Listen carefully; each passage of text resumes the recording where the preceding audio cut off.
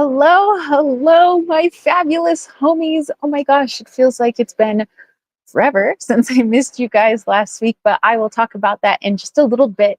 But before we get started, if you don't know who I am Tara with Kittens, Weights, and Tarot. You can learn a little bit more about me by checking out the description box down below, checking out my website, kittensweightsandtarot.com, maybe checking out Desert Cauldron, my witchy shop, where there's lots of handmade items, a lot of native made items as well, and herbs and herbal incense and all of that. And there's also a particular special blend that I blended myself, Hecate's special incense blend that comes along with a key from the very early 1900s, around 1902, 1903, to utilize in your invocation of Hekate, which we will be talking about today as well. But hello, hey, let me know how you guys are doing, how this past couple of weeks have been. My gosh, it's been a couple of weeks. If you've had any amazing meditations, maybe some mesmerizing healings, maybe some fabulous downloads. I don't know, definitely share. Maybe you guys just been having some goofy dreams, or maybe you're like me and you find it really hard to sleep on the nights of the new moon and the full moon. So last night we had our new moon in Virgo, and it was it was hard to have a good night's sleep. But it is also the black moon, because we've had two new moons in one season. So technically, just like we have blue moons where you have like two full moons in 1 month, it's a black moon for the new moons if you have had one or two during the same season or the same month. And so I believe we've had two in the same season. So it was an extra powerful new moon.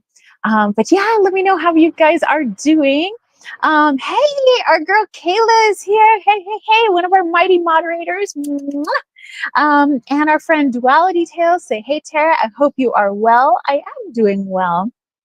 So yeah, it's been a big couple of weeks, I would say. But, before we dive into that, I do want to give a shout out to everybody who, basically supports this channel, hangs out with us during the live chats, my mighty moderators. You know who they are because they wield the wrench of destiny next to their names. And you know who my YouTube members are because next to their name, they have a little colored kitty cat head. And those people are Kayla and Nancy and Jonathan Cleese and Jolene and Duality Tales, Sea Captain 8611 and Costalini. And Jolene. So thank you so much for being a supporter, and for all of my Patreon homies, which there's going to be a lot of stuff coming up pretty soon because we are almost at September 1st. So when the first comes out, I have a newsletter that comes out. That's for everybody who's signed up for the newsletter. So if you want to be signed up for it, there's a link for that down below. Also, you can go through my website and find the newsletter link. But I don't play the spam game. All you get is one newsletter from me a month. I don't hit you with hey, come check this out, or just I don't like to get spam, so I don't spam people. So there's a newsletter that comes out and it's full of all kinds of goodness. So it's my favorite YouTube channels that I'm watching, an herb that I might be utilizing, a special tea that I created myself, that I might share with you guys, a recipe, recipes for food. There's oracle decks that I'm utilizing. So it's just a bunch of information of things that I think are pretty cool.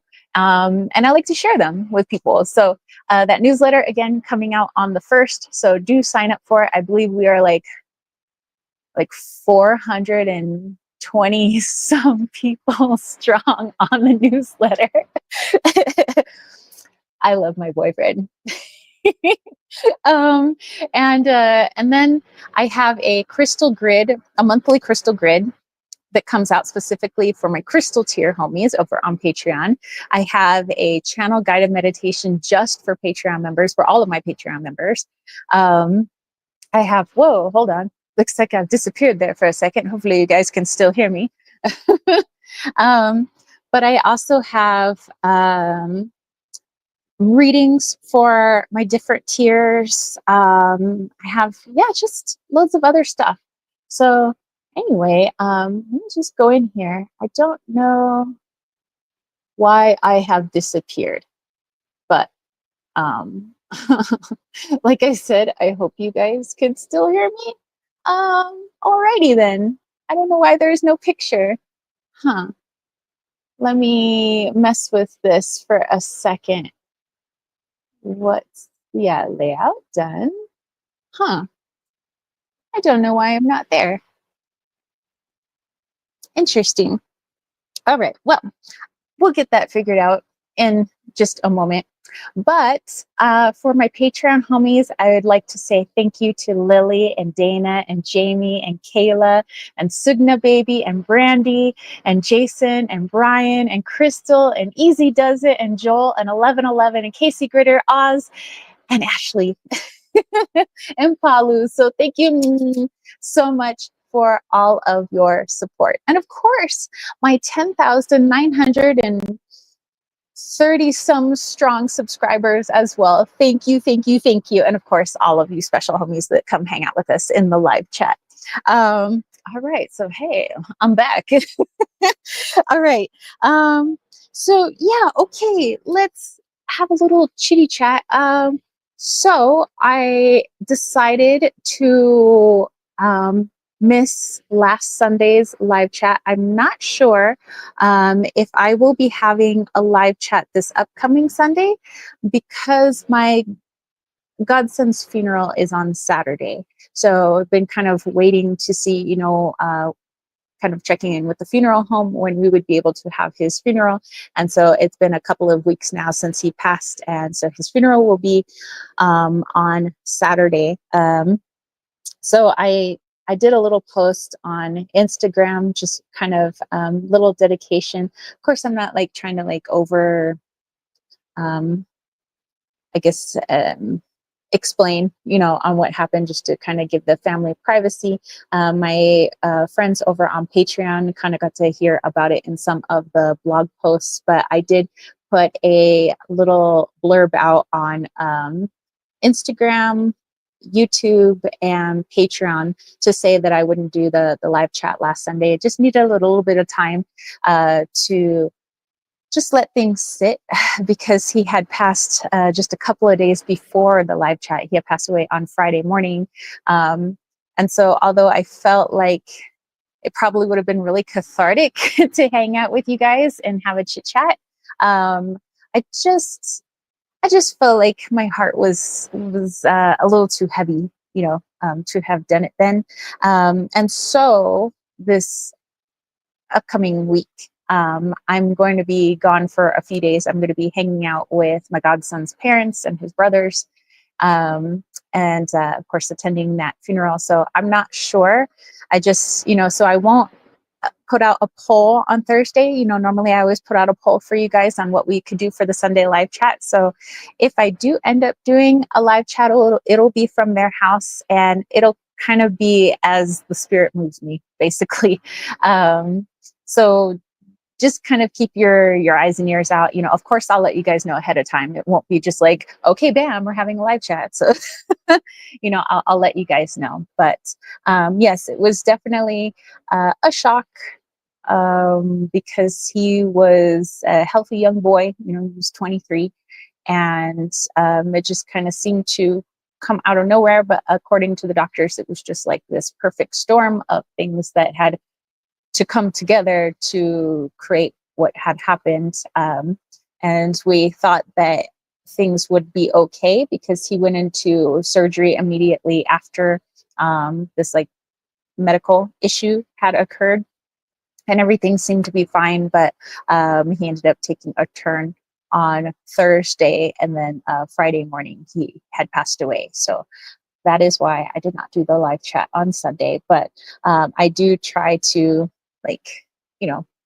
put like some good stuff out there about him, so I do maybe want to share like just a couple of really funny stories about him, because that's like his personality. He would not want anybody being so sad and crying when he's gone. He is like the most like smiley, happy, wonderful person that could have ever graced this planet. Didn't have a mean bone in his body, definitely a light in this world. And I know that now that he's on the other side, he is doing good work in the spirit world to aid not only this world, but the next, so he's light wherever he goes. And actually interesting that, at first I felt like I was not ready to connect to him. I mean, that's what I do for a living, right? I channel.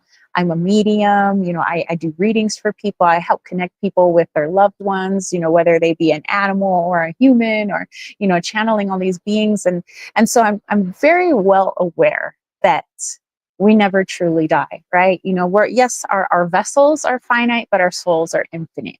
And I know that I've I chat with my ancestors and my relatives and friends that have crossed over all the time. I know this.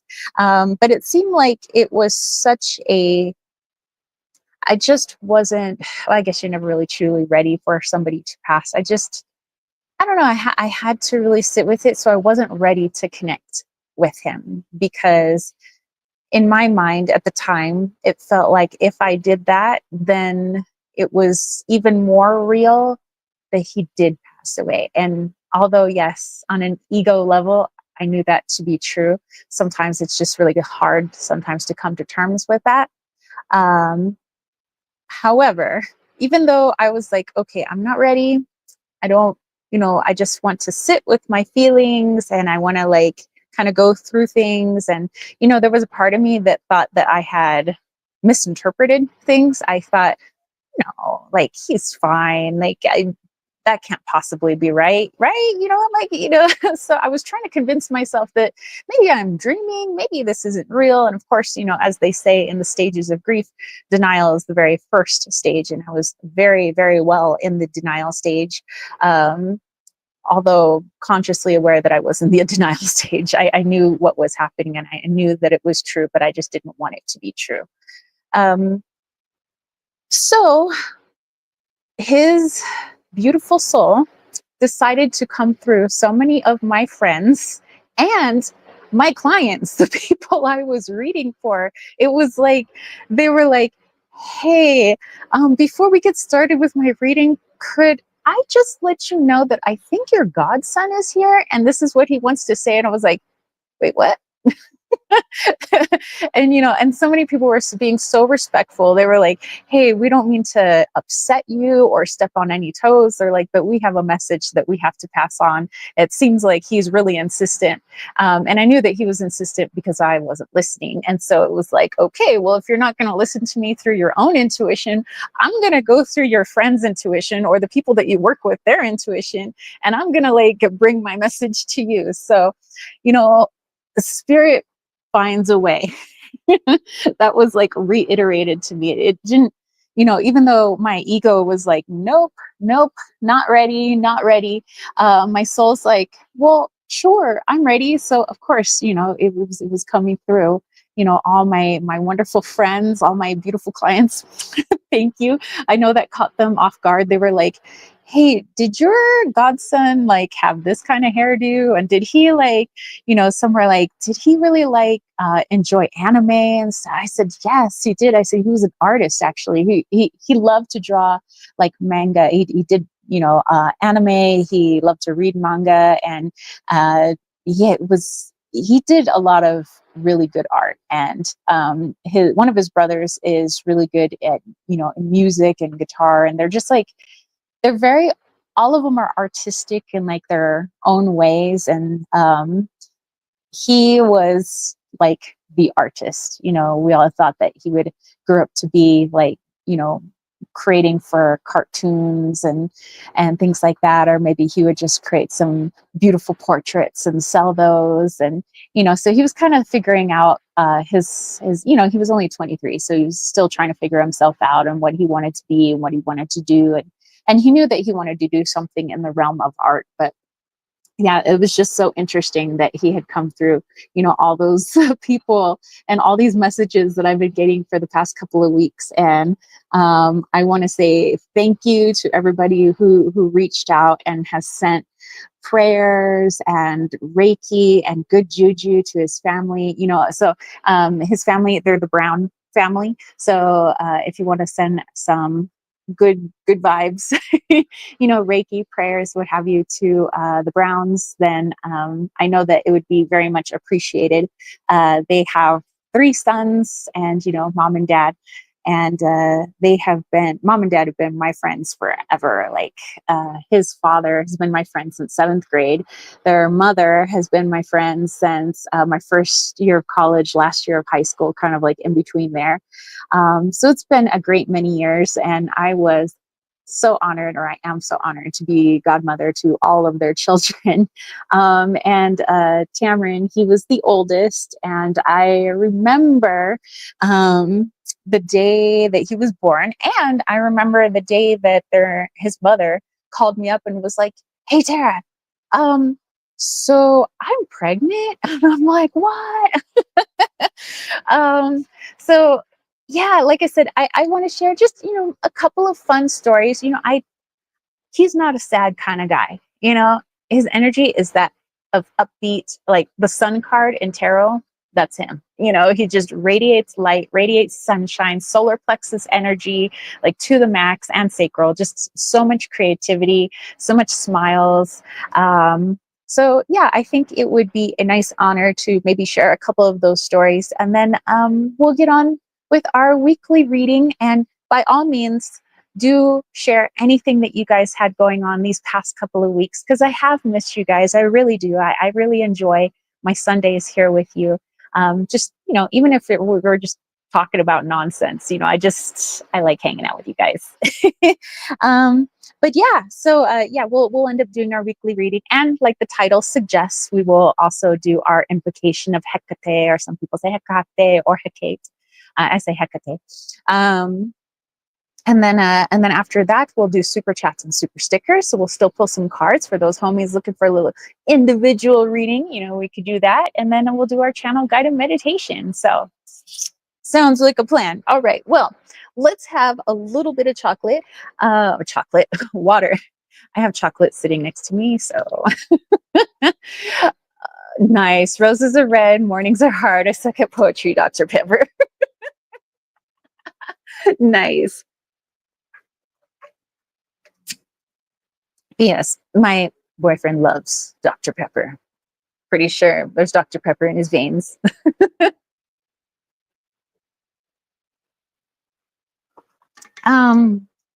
Lilith Phoenix says, "My condolences. Thank you so much." Kayla says, "Thinking of you and his family every day, sending good vibes." Thank you.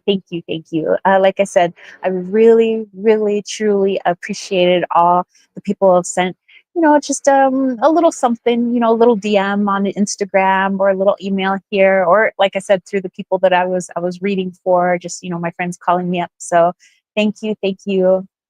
I do truly, truly appreciate it. And I know that my friend and his wife and his whole family, they are receiving all that beautiful energy that you guys have to share. So I appreciate it. Thank you. So, okay. Fun stories about my godson. I have a couple that I'll share. One is actually it wasn't the last time that I saw him, but it was the second to last time I saw him. And he was working at Dutch Bros. I don't know if there's a Dutch Bros in every state. I know there wasn't one in California, so I hadn't heard about it until I came to Arizona, and I was like, "What's Dutch Bros?" And they said, "Oh, it's like Starbucks." So I was like, "Okay." So he had a job at Dutch Bros. He had just gotten it, and he was like really proud because he was saving up his money, and he was kind of thinking of like maybe learning how to drive, maybe getting his first car and stuff like that. And driving in that family is a big deal because nobody drives in the family. I mean, my friend, her sister does, and her father does, but it's like they don't mind public transportation, and plus they're kind of homebodies. All except one son, they're all earth signs. So they love creature comforts. They like to be at home. They're not really the outdoorsy type. So they just are like, what would be the point of paying all that car insurance and all of that gas and just never go anywhere? So although they do have driver's licenses, mother and father. They just don't have a vehicle. So it was a really big deal when Tamron was like, I want to learn how to drive. And I'm like, that's awesome, you know? So anyway, I was getting ready to leave because I had come to visit them for a little bit, and then I was going to come back home. And Tamron had told me, he was like, "Oh, Auntie Tara," he says, "make sure that you stop by my job before you leave, so I can make your drink for you." And I was like, "Well, okay." So I made it a point to, you know, before I got on the highway, that I would go stop by Dutch Bros, and it actually happened to be quite a line that early morning to get a drink. And so I waved hi to him, and he waved hi, and he kind of raced over and says, "Hey, it's really busy. I don't know if I can make your drink," but he's like, "I'm so happy that you're here." And I was like, "Yay." You know, so I'm like looking at the prices, and I was like, holy cow, really? $7 for coffee? Like, what? This is crazy. And I was like, "Taryn, do you know how much your drinks are here?" And he's like, "I know, it's cray cray, but," he's all, "mine are made of magic." And I was like, okay.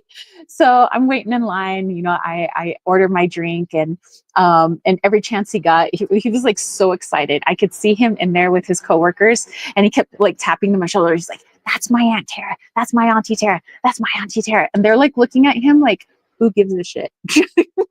You know, and he was just so proud that I was there to see him at work. And so once his coworkers had made my drink, he made sure to grab it so that he could be the one to hand it to me.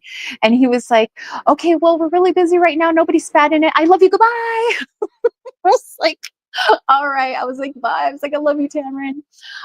And I took off, and that whole ride home, you know, while I was enjoying my drink on my 3 and some hour drive back to my house, it was like, I don't know, it felt really special because, like, you know, even though my godson didn't technically make it, it was from his job, and so it felt extra special, you know.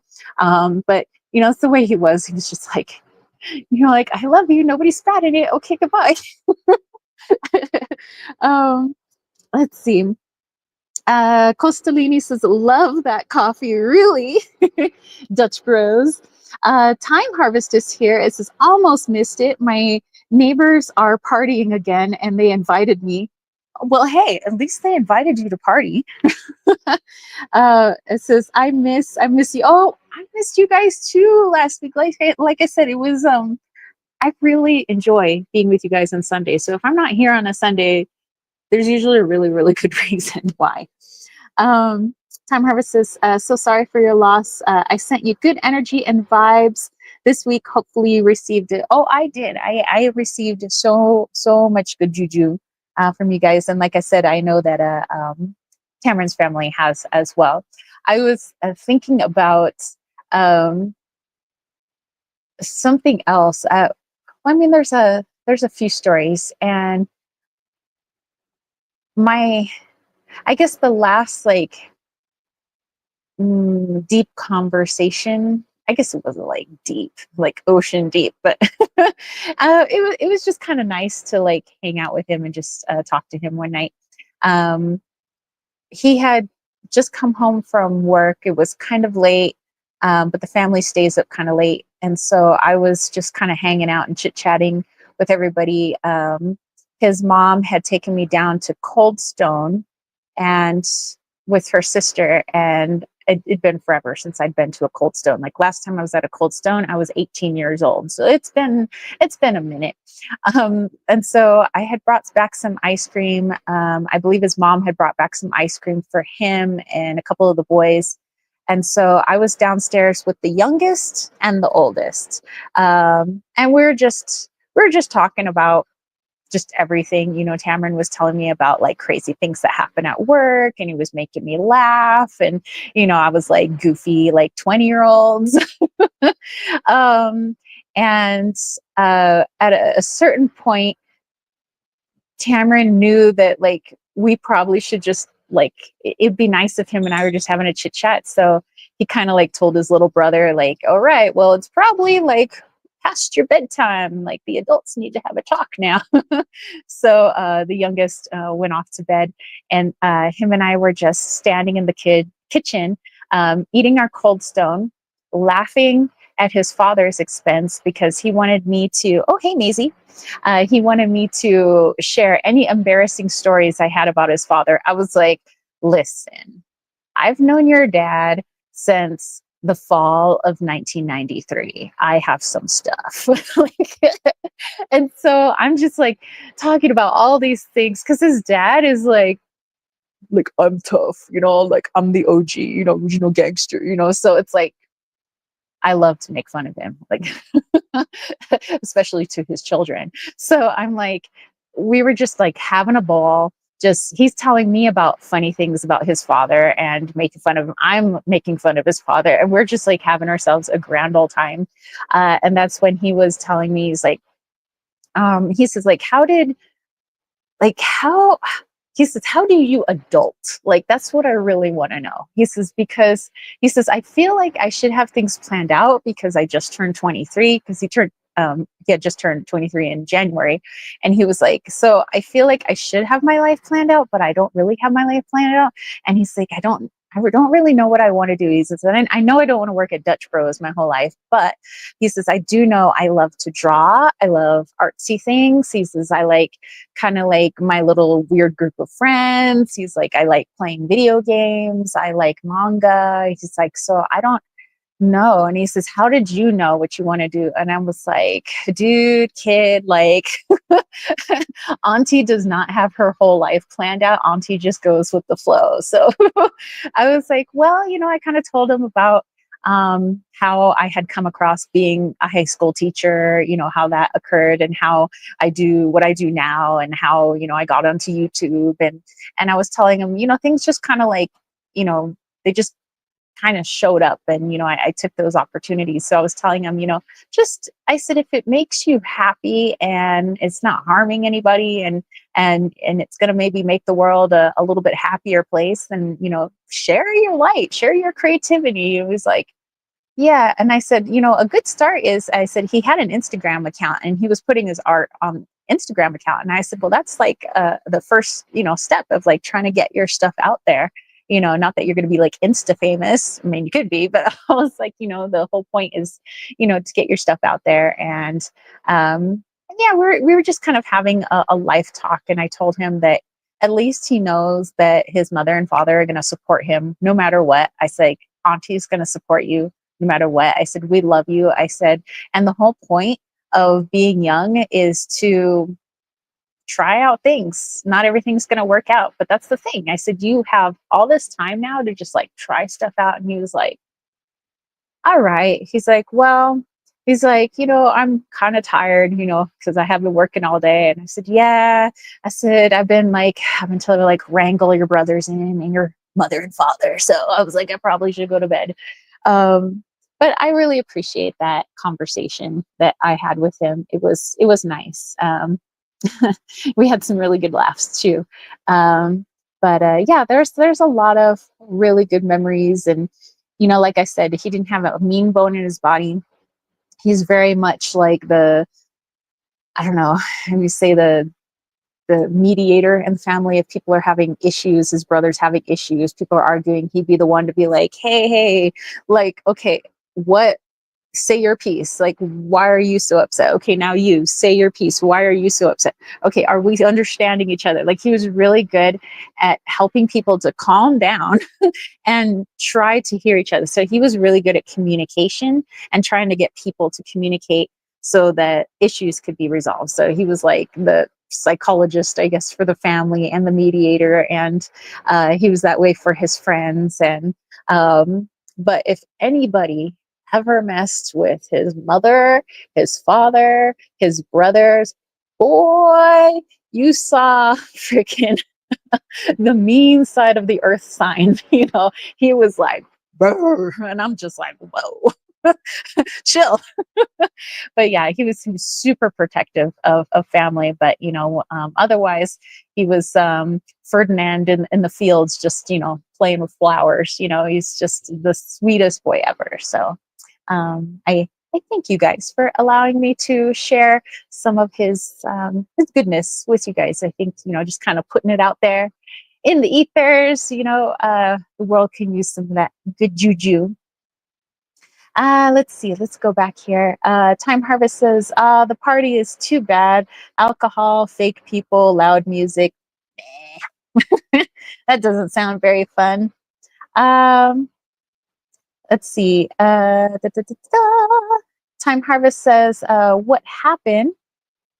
It was a medical issue. Like I had said at the very beginning, it was not something that's very common, just a perfect storm of some things had occurred, and that. But as I now have decided that I'm okay kind of tapping into his energy now that I've come to terms with things, I know that it's really difficult for those of us that are left behind to try and understand why certain people pass away. Might say this person was, a really good person, and really, when it comes to death doesn't choose whether people are good or bad. Death is just a neutral thing, and it's something that all of us, everything on this planet, is going to go through at some point.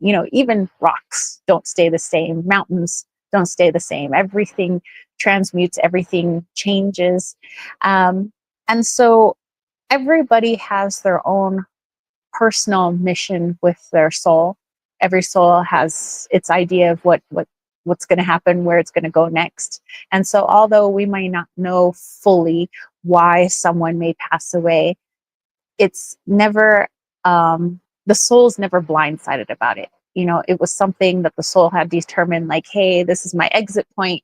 Maybe the person had, like, I don't know, like 30 exit points, and they decided to take that one because of, for whatever reason, that they needed to do right at that moment, on the other side.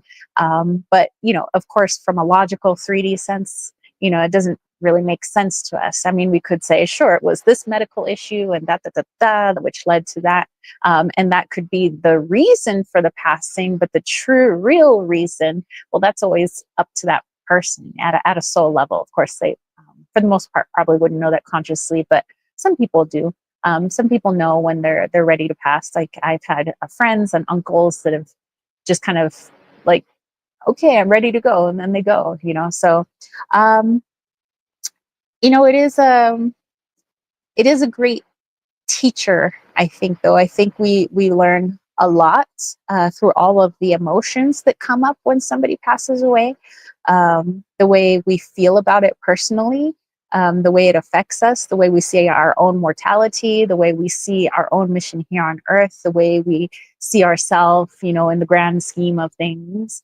And so I am, instead of just focusing on the end, which I learned this from one of my cats that, had passed away, my cat Presley. Presley was like, why on earth would you just focus on the day that I died when we had all of these wonderful years together? Why would you focus on like the worst day of my life? And I was like, that's true. I was like, why do we do that? When we have all these beautiful memories, all this wonderful time with people, it seems like the time that we focus on is the time that they passed, that one day or those few hours, it seems like that's where our attention is. But the soul is always like, but what about everything else? Like we had so much, and so that's what I try to focus on now. Thank you to Presley for showing me that, to try to focus on how grateful I am to have even been in his life, and to be his like godmother. Like, how freaking cool is that? I was the godmother to like the coolest kid on earth, so I'm really grateful for that. And I'm grateful that I got to be a part of all of that. So I cherish those memories. I'm really grateful for everything. I keep using that word, but I am really grateful. I don't know what other synonym to use. But yeah, at the same time, such is the duality of life. Although we understand that we're eternal, at the same time, we can be very sad sometimes when we know that we can't physically visit that person anymore, that we can't physically have them in our life anymore. And so that part is very difficult. But it's nice to know that he's around because he's been messing with electronics, a lot of electronics, just like little bits here and there. So it's nice to know that he's still here. So anyway, let's go back here. Time Harvest was responding to Roger Over. Only if you like it. Roger Over says, I freaking enjoy it. Kayla says, sorry for deleting that. I hear coffee is healthy for you. Yeah, actually, if we don't put all kinds of gunk in it, coffee can actually be really good for us. In small amounts, probably not so that we get all cracked out drinking coffee all day, but actually, coffee really good for opening up the bronchioles, especially for people who are having asthma attacks. Maybe not like a full-on asthma attack where they might need like an inhaler, but if somebody's feeling like an asthma attack coming on, coffee will be really good at helping to kind of open that up. If there's already a pot that's brewed, that makes it really efficient. But yeah, the caffeine in the coffee helps with a lot of different ailments. Let's see. Roger Over says, this is the best way of seeing it. Death isn't necessarily something really bad. It's just returning to the source. During COVID, I lost so many parents that I am now desensitized to it. Yeah, that's something else that I'm not sure how, like, what the average number of people that people and animals throughout their lifetime. I don't know if I'm like above average, but I've gone to a lot of funerals. I've been there at the time of some, people that I love at the time of their transitions. And at first, I remember when I was younger, like when I was a teenager, I thought I was cursed. I thought I was like, dude, I'm like, what kind of life is this? Like, everybody I know is passing away. I just lost both my grandmothers. I lost my best friend. I lost that, and I'm just going on like, and then I realized it's kind of a woe is me. Like something was being done to me personally, like as if somebody was trying to punish me by having this person leave my life, when really I was being taught something that I just couldn't see at the time. I was seeing firsthand what death is. I was seeing someone, the soul there in the vessel, now no soul in the vessel. And I thought it was odd that people always seem to look smaller, and animals, they seem to shrink when the soul isn't there anymore. I don't know if that's just like my perception, but I think people have noted that before, that it seems like people shrink. And I became not so fearful of it anymore. And it became not, I mean, I was still sad, but it wasn't like devastating, I guess, anymore, because it was like, okay, this has happened so many times. I've gone to so many funerals that this is like natural. And I'm pretty sure this is probably an ancestor coming in fly form being like, we're here, we're here. I'm like, what the heck, man? But yeah, it was like, okay, this is natural. People pass away. This happens all the time, but it's never like forever, because now if I want to chat with this person, I could just be like, hello, spiritual phone. How's it going? How's the other side? And so it's a unique perspective, I think. So, let's see. Time Harvest says, we got to change our frequency into a more positive perspective when it comes to death. See it as something good. And Roger Over said, exactly. And Kayla said, thanks for sharing your memories of him. You're very welcome. Thank you guys for kind of allowing me this space. I didn't want to take up the whole live chat doing that. So, dude, this fly, seriously, bro. But yeah, I didn't want to take the whole live chat, but I thought that it would just be a nice little honor if I got to talk about him a little bit. And that's kind of why I don't want to go into like, oh, this is how he passed away and da da da da, because then it focuses on the very day that I know that he wouldn't want me to focus on. He'd be like, remember when he's like, I tried to wrestle you and I lost? Like, I'm sure he would rather have that than me like talk about how sad I was, so that's why I'm not focusing on it. I'm not ignoring it because I'm not trying to bypass anything, but I know that I want more of my focus to be on all the memories that I was able to have with him. Roger Over says coffee was probably used back in ancient times for medicine.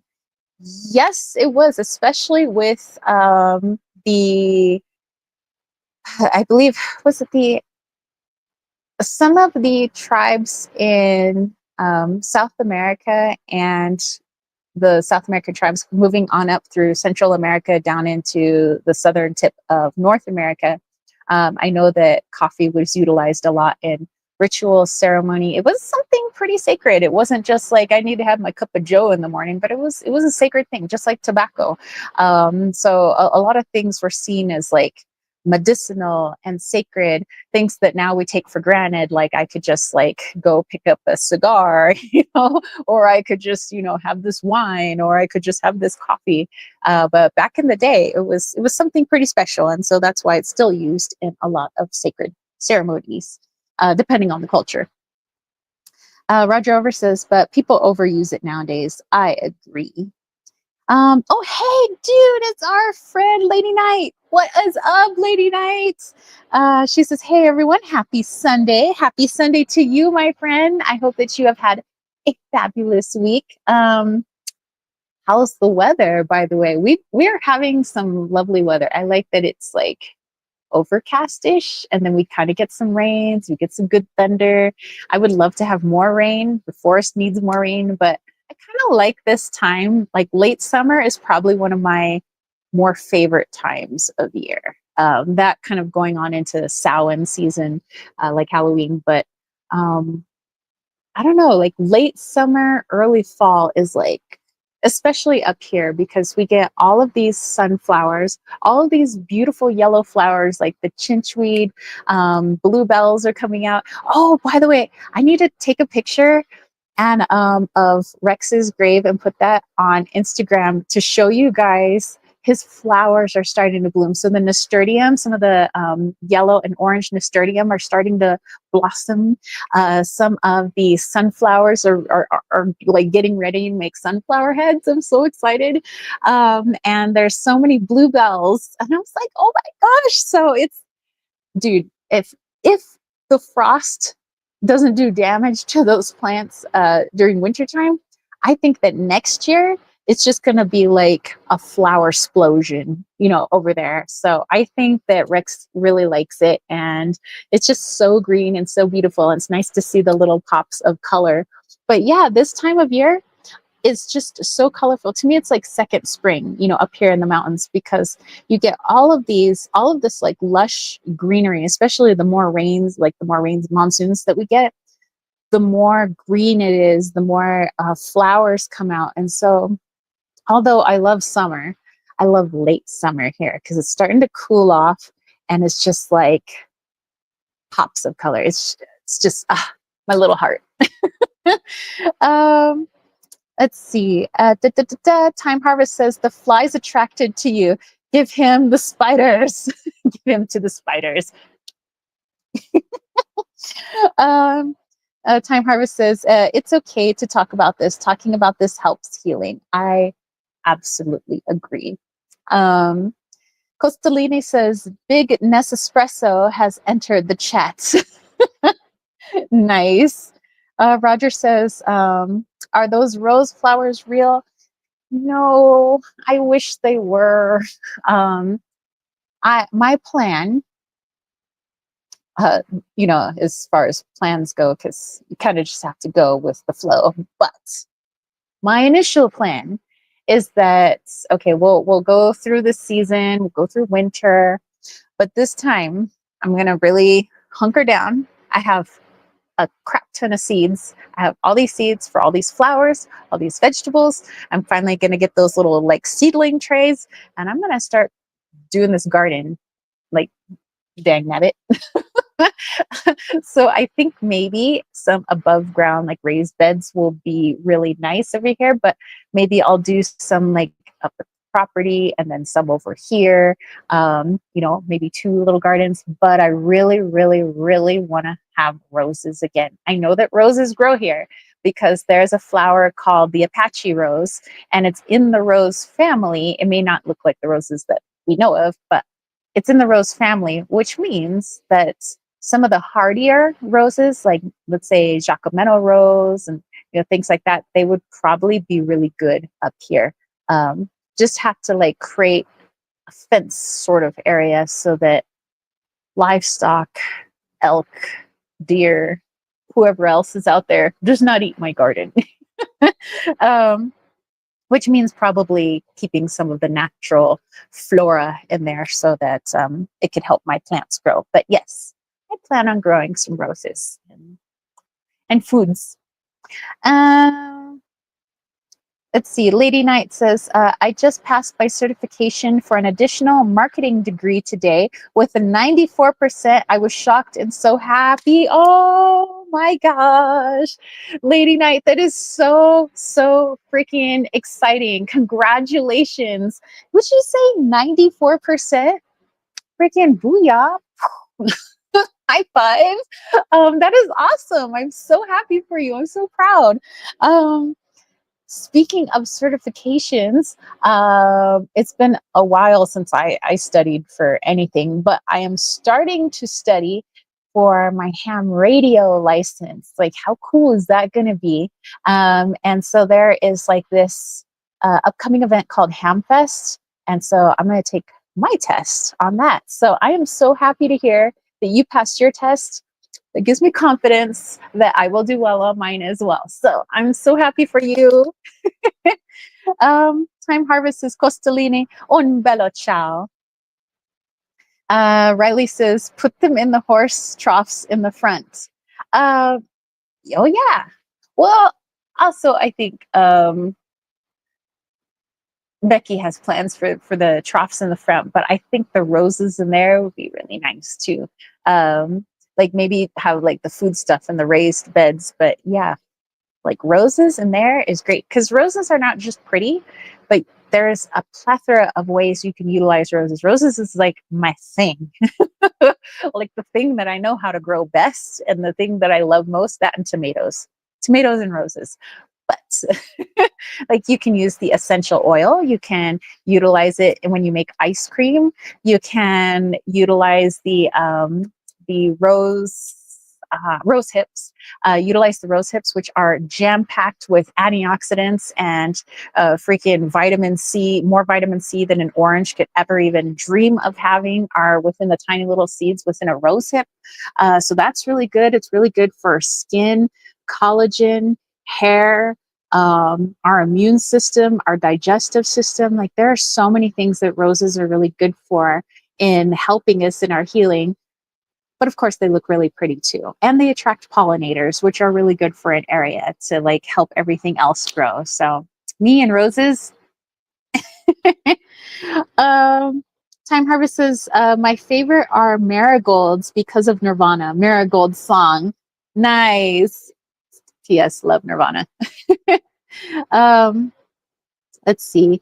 Lady Knight says, ooh, a radio license. You got this. Thank you. Thank you.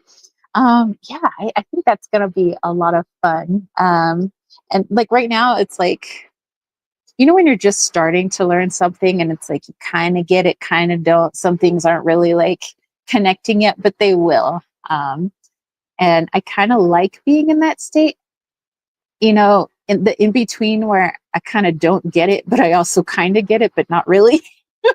And then one day it's just like, oh. I'm sure it was like that for you too, but yeah. So I'm excited and I'm happy for you. Okay.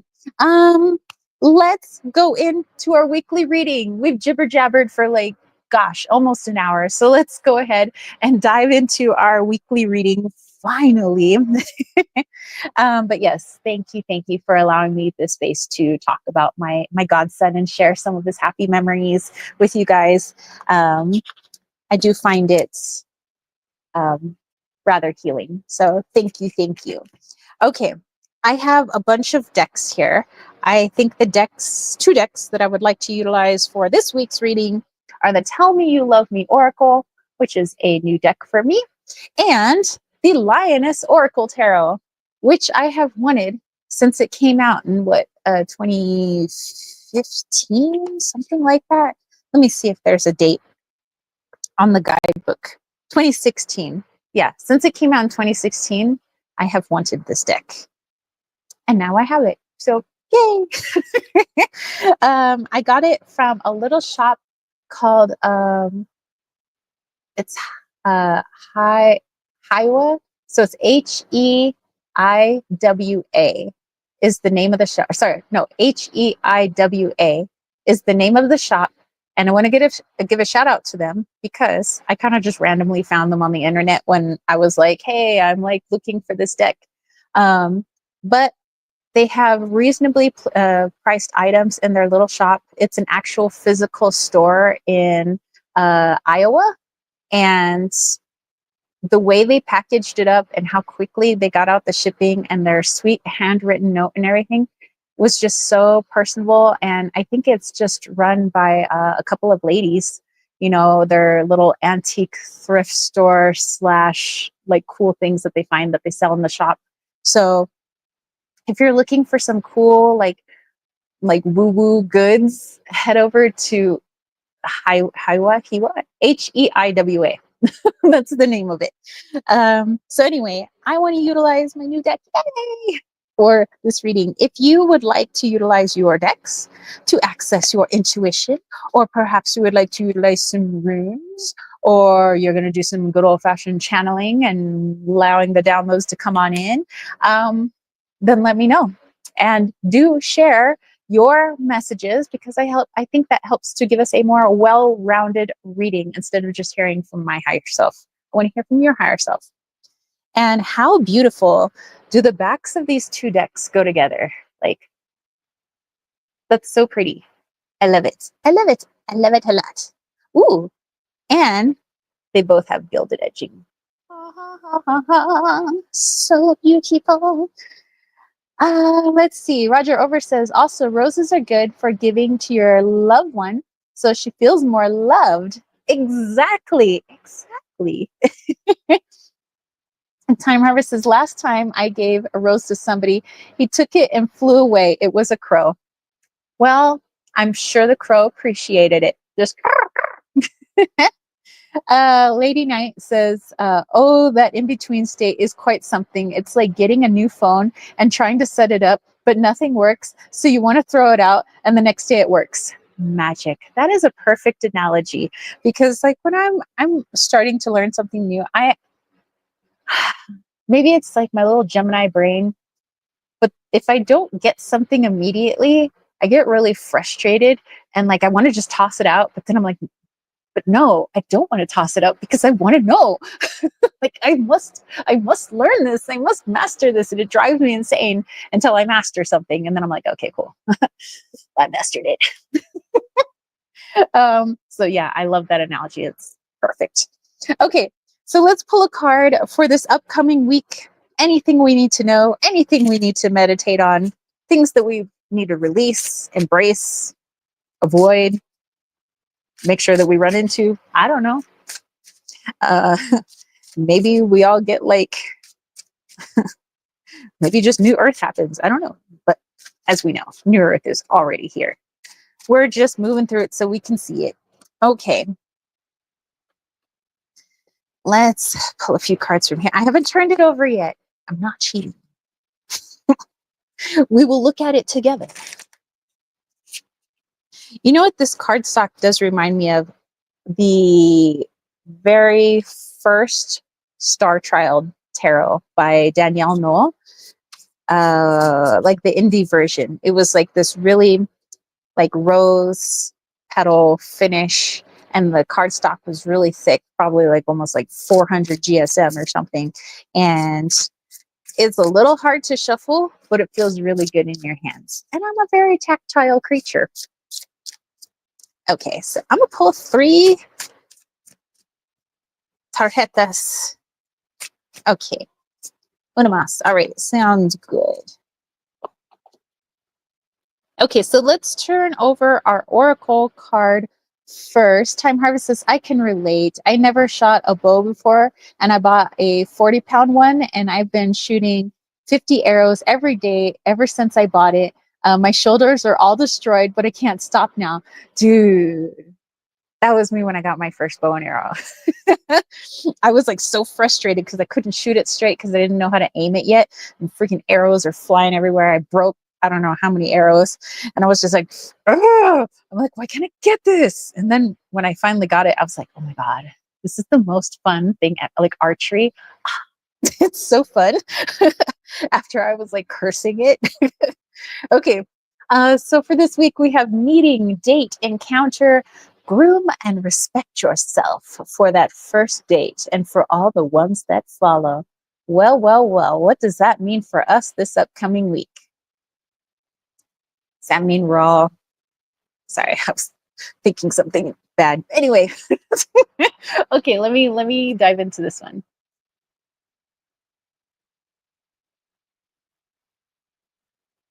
Actually, this is more of a, I guess it's a message that we can take moving forward. I mean, we'll take a look at these three other cards and see kind of get more clarification on this message. But in general, this message seems like it's more than just this week. This is for like something that we should be reminded of. Not that we don't know this, but just to be reminded of it moving forward.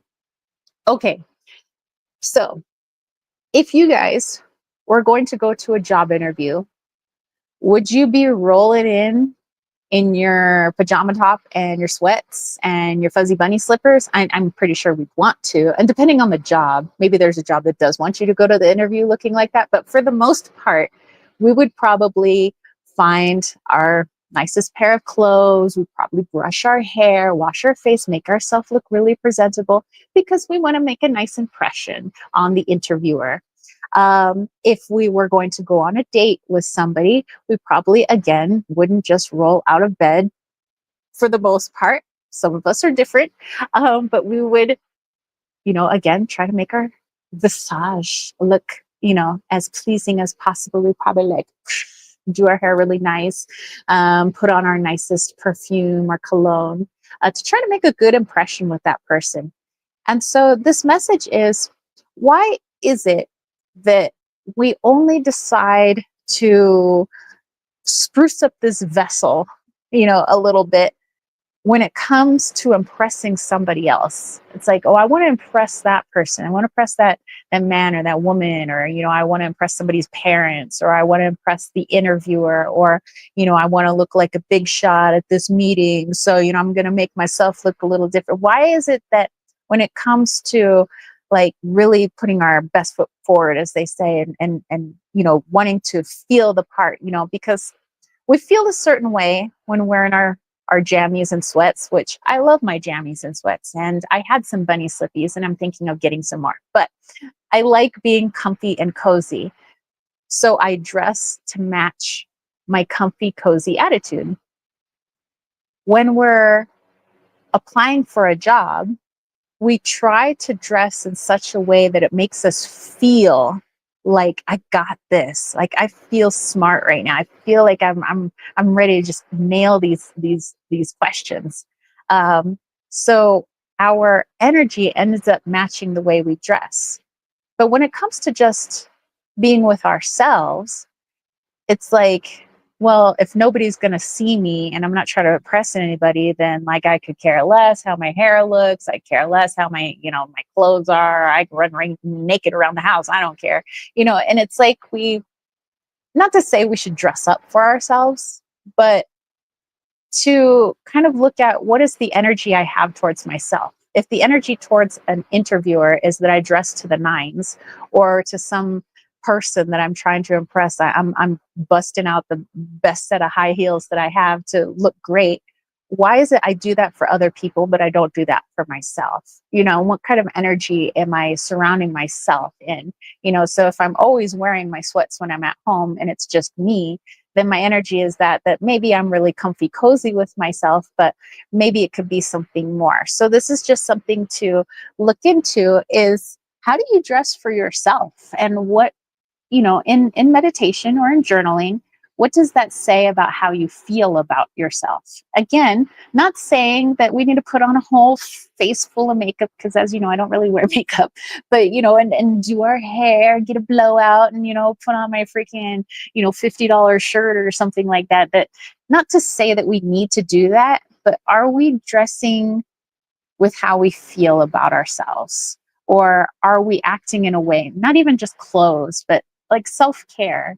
And self care involves meditation, reflecting, looking inwards, listening to our heart. It's not just bubble baths and chocolate, although those are really nice too, but those are all just external things. But all of that is a part of our self care. So when it comes to impressing yourself and dressing for yourself or taking care of yourself, what does that look like for you? So this is not any judgment saying we need to all do this or all do that, but just something to look into this week. How do you dress for yourself? How do you dress for your significant other or soon to be significant other, or your employer or your best friend, insert person. So something to think about. Okay, let me go back and look here. Lady Knight says, I am doing a working for a test work thing for a food server job over the next 2 days. So I do want to impress, need to pay the bills. Yeah, so something to look into. You're gonna go dressed to impress because you not only want to impress this person, but you want to feel like, I'm gonna do this. Now oftentimes, depending on our energy and how we're feeling, our clothing, our hairstyle, our, everything reflects that. Clothes are just an external, I guess, representation of how we feel on the inside, or how we want to feel on the inside. We may be just nervous as all get out or anxious about going into a job interview, but we want to feel like we got it together. So like for me, whenever I went into interviews, I always wore a suit. I always had my pantsuit on because I felt like, man, I'm gonna go in there, I'm gonna go kick ass. Like I know this job inside and out. Like I'm ready for this. So I like pump myself up. I like would pull my hair back in a ponytail, and and that was my thing. I wear my pearls, my hair's back in a ponytail, I wear my suit, I got my high heels on. I'm like, dude, I'm ready to go kick freaking wordy ass. Or at least that's how I wanted to feel going in there, so it would help give me the confidence. So, just thinking about that, how we dress to feel a certain way, or how it reflects how we actually feel about ourselves or about, other things. But just having a little look about that. Roger Over says, I'd rather live under a bridge down the river than be cool or work for somebody else. Hey man, that's why I work for myself. I don't like being told what to do. But I like I sometimes I pay attention to like, well, how am I dressing? Because really I don't have an employer that I have to like look snazzy for. I don't have any coworkers that I have to look snazzy for. I guess my coworkers are the spirits and the entities that I talk to all day, but I don't really have to dress up for them. So I am mindful about how I dress each day. Not that I'm trying to impress anybody, but I'm usually like, what does this say about my attitude today, or my mood today, or my mood about the clients that I'm working with today, so it's interesting. Time River says, hey, Roger Over, I know this one dude who lives without zero money. He just gets food from trash dumps and all. Really? Interesting. Roger Over says, that might be in a few years, bro.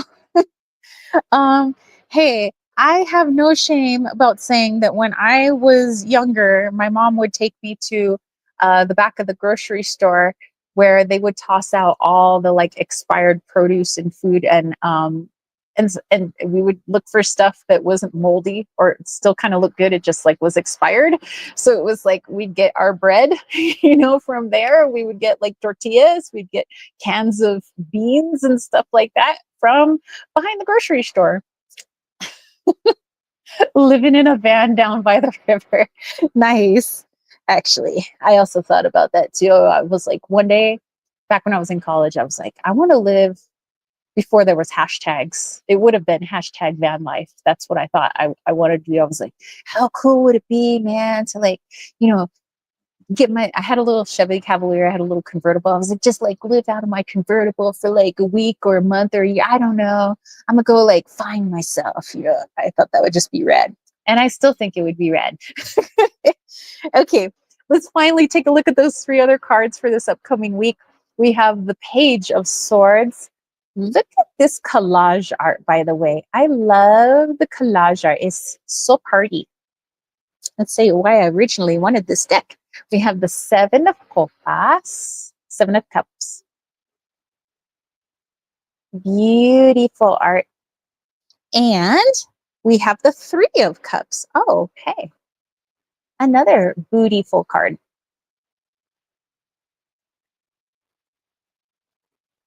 Okay, so let's see. Let's put these all together. Roger over is laughing. This is that meme. Whoever put it on the screen, that was my boyfriend. Lady Knight says, over here in Germany, dumpster diving is actually illegal and some stores throw perfectly good stuff away. That to me is the crime. Throwing things away that somebody could use. And some stuff, even though it's like technically expired, it's not like expired. It's just expired for how the store can sell it. Like sometimes the bread doesn't have any mold on it. The beans are still good. The tortillas are still good. Some of that candy is still good. Some of the clothes are still good. They're not, I mean, they're just out of style, I guess. But it's like, you know, and then to say people can't take that, oh my gosh, that's what a crime. Costolini says, can you imagine eating out of Whole Foods garbage cans? That actually sounds fantastic. Dude, if there was a Whole Foods in my area growing up, you can bet your buttocks that I would have been behind that Whole Foods, just like, sure, I'll take your garbage. Dude, that would be so good. Time Harvest is Costolini. I would love to do that. I would feel like a giant rat. Costolini says, imagine your physique time. You'd be in prime health. And Time Harvest says, man, honestly, just give me a bow and arrow and I will survive infinitely in the wild. Who needs jobs? Exactly. It says, one adult deer can last a family of 4 people 1 entire year. Did you all know that? Actually, I just learned that not too long ago. That is like so interesting, you know, actually, that you wouldn't have to like constantly go out there and go, you know, kill things. It would just be like one for the year for a whole family.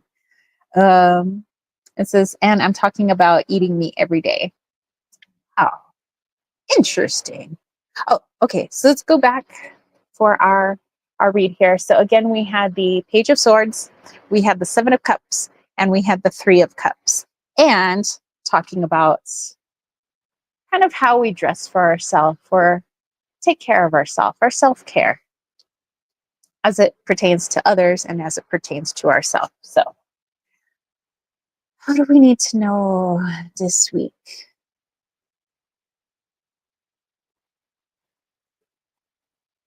Interesting. Okay, I don't know if this is going to apply to all of us, but whoever needs to hear this needs to hear this. So, some of you have been kind of sitting on your dreams, on your plans. Like, one day I'm going to go do this. One day I'm going to go fix this up. Me, I've been like procrastinating on fixing up my cabin. So I'm like, okay, I know I have to do this. I know I have to do this. And so, and there's that. But sometimes there's like the, maybe I'll write a children's book someday. You know, we all have our dreams and our wishes and things that we want. But this week is a really good week to start making the very first step. Take that very first step in one of the dreams that you love the most. So if you have always wanted to learn how to play the piano and you're like, oh, well, one day I'll learn. Well, freaking if you can't afford, taking private piano lessons with somebody, do you know that YouTube is the place? You know, some people say they go to YouTube University or YouTube University. YouTube University, he said, is where they go to like learn how to do so many things. Like, you know, if you have just, you don't need a big old grand piano. You have a little, we get a little Casio keyboard from the Goodwill. Learn how to play the piano, you know, but just start. Find where middle C is today, this week. Where's middle C on the piano if you've always wanted to learn how to play piano? Maybe your thing is, I've always wanted to volunteer at an animal shelter. Well, start looking at animal shelters. You know, which one is closest to your house? Which one is in alignment with what you believe in? What, you know, start asking about where they need help specifically. So this is the week. Starting this week, not that this is the only week, but maybe starting this week, really starting to like get the wheels in motion. If there's something you've always wanted to do, start it. I would say for me, you know, my cabin, we went there today, actually, right before the live chat. And I say we, more like Riley, put up my solar motion sensor lights on my cabin. I've been wanting to do that for a while. But, you know, I'm even feeling kind of the stirrings of like, I really want to start like doing stuff on there. And maybe because it's getting cooler out and it's not like so hot anymore, I'm more motivated to do it. But, you know, this is for, you know, a lot of you guys out there. So if you've wanted to, like I said, volunteer at an animal shelter, you wanted to learn how to play the piano, you want to learn how to make a burrito, you want to learn how to speak Navajo, you know, or Dene. You know, we got Duolingo, there's free apps, there's free YouTube University, you know, to help teach you a lot of different things. So it's like, take that first step this week. And maybe it won't, you know, be a whole like, oh, all of a sudden I'm into it, but at least you got the first step. And then when you're ready, you take the second step. And then when you're ready, the third step. You know, sometimes we might become overwhelmed with like, well, if I take the first step, then I got to do this, and then I got to do this. And this is just the message of like, okay, be chill. Just chill out, bro. One step at a time. Focus fully on that first step. Get her done real good. And then see how you feel about what the next step should be instead of trying to plan all the steps before you've even started. That's where we get overwhelmed, and that's when nothing happens. So first step, then reevaluate, how do I want to do the second step? Do it, be fully there, present. Okay, reevaluate, how do I want to do the third step? And then we'll just kind of go from there. But this is the week to get her done. And so if this is like tying into this, you know, let's say it is about learning the piano, then what type of self-care am I going to do to put me in the mood to like at least find where middle C is on the piano? Or, you know, is it something about what I'm eating, how I'm dressing, the music that I'm listening to, how I do my hair? I don't know. That's going to get you in the mood for that. So think about what, you know, self-care, what inner stuff and outer stuff do you have to do to help get you in the mood for taking that very first step? So yeah, okay. Very interesting. Lady Knight says, these are good cards for the week. I like it. Yes. Time Harvest says 344374. Oh, wait a minute. Where did we hear that number before? Oh, wait. Was that from our Andromedan friends? Heck yeah. Heck yeah. Attuned to that frequency. I like it.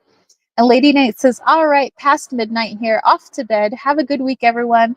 All right, good night. Have a good night. Hope that you sleep well, have good dreams, have a beautiful week. And again, congratulations on passing your test.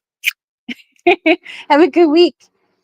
Time Harvest says, if you could guess it, in which way could we use this number sequence to connect to the Andromedans?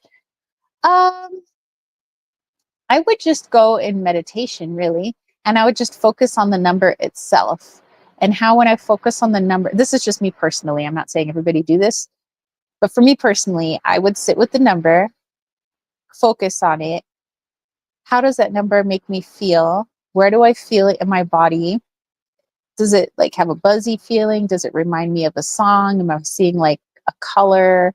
Um, and then just kind of without expectation, just kind of leave it open to like show for my best and highest good the best way to utilize this frequency or this number. And I would just kind of let either my body show me, my have a song pop in my head. Maybe it's more visual just because I'm a more visual person and auditory.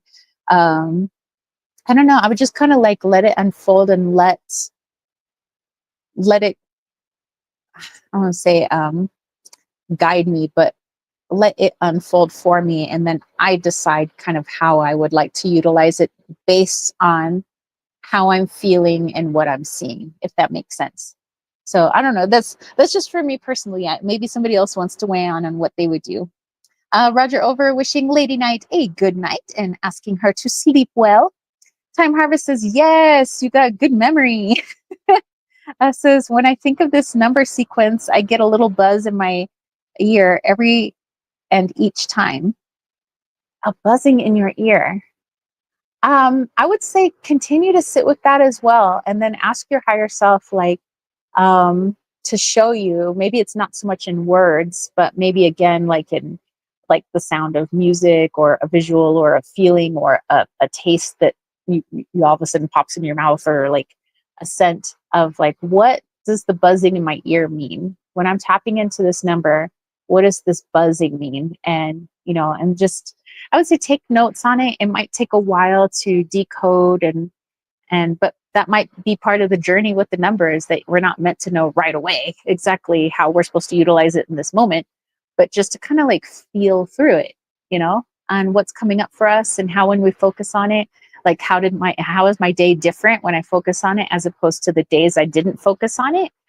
That could be a fun little experiment too. So I don't know. Roger Over says, when is the Andromedan part 2? Well, I don't know if I would do it next week, because I said it was kind of iffy if I was going to do a live chat next week, just due to what's going on. But we can maybe do it the following week.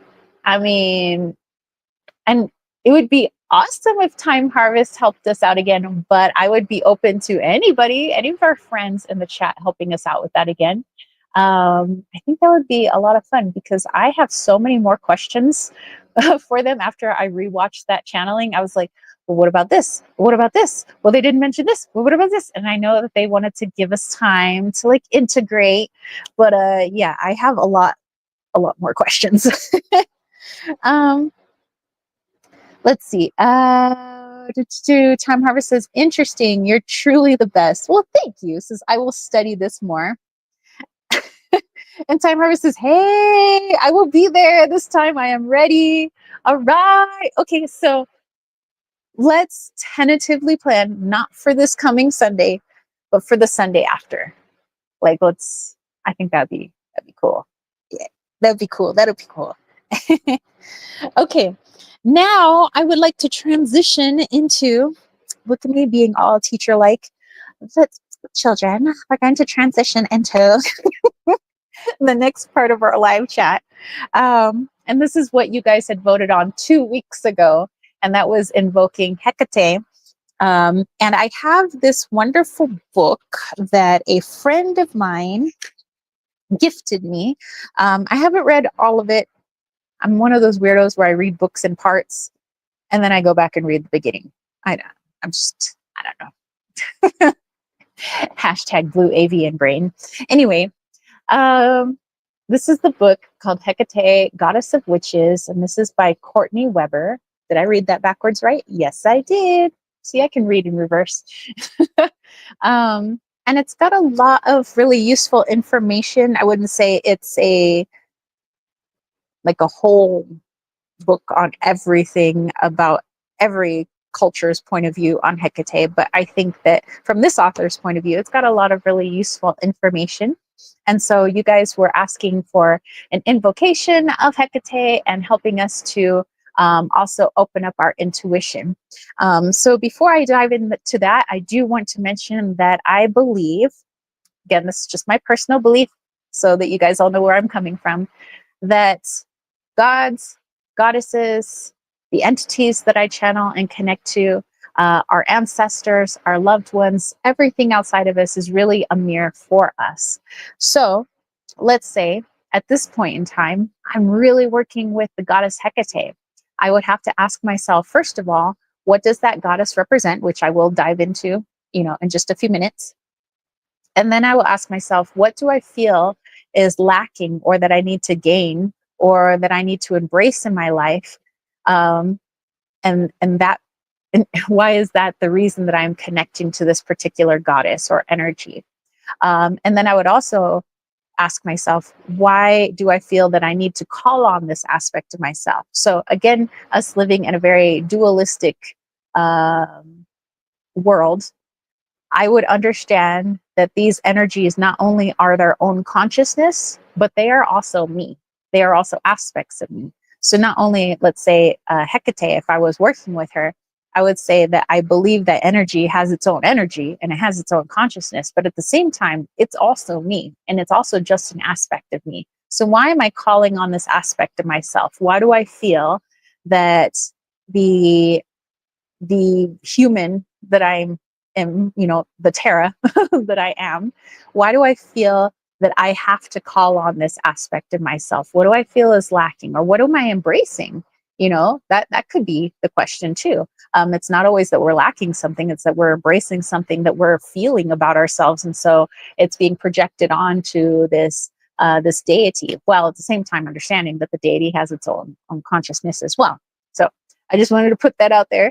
That whenever I'm working with something, for me personally, I like to ask why I want to work with it and why I feel that I'm calling on this aspect of myself, or that I feel that is it because I'm embracing something? Am I stepping into something? Is like Tara stepping into something right now? Like, woohoo, I'm unlocking this new aspect of my personality. Or is it that, I feel like earthly Tara just can't do this right now, and I need this other aspect to show me how to do it, so that next time I just call on me instead of something outside of me.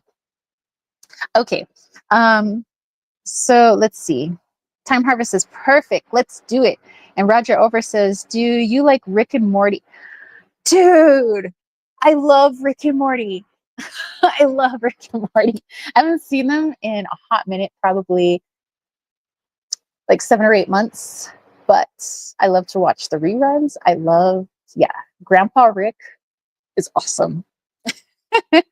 Roger versus my favorite TV show. Recently, they made an episode where the meditation ladies are actually vampires preying on spiritual old women.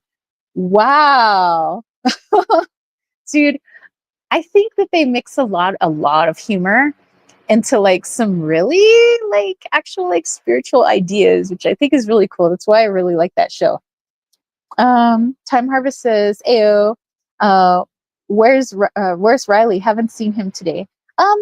He's been in there. He was in there a couple of times. Well, whenever you see anything popping up on the screen, that is also him.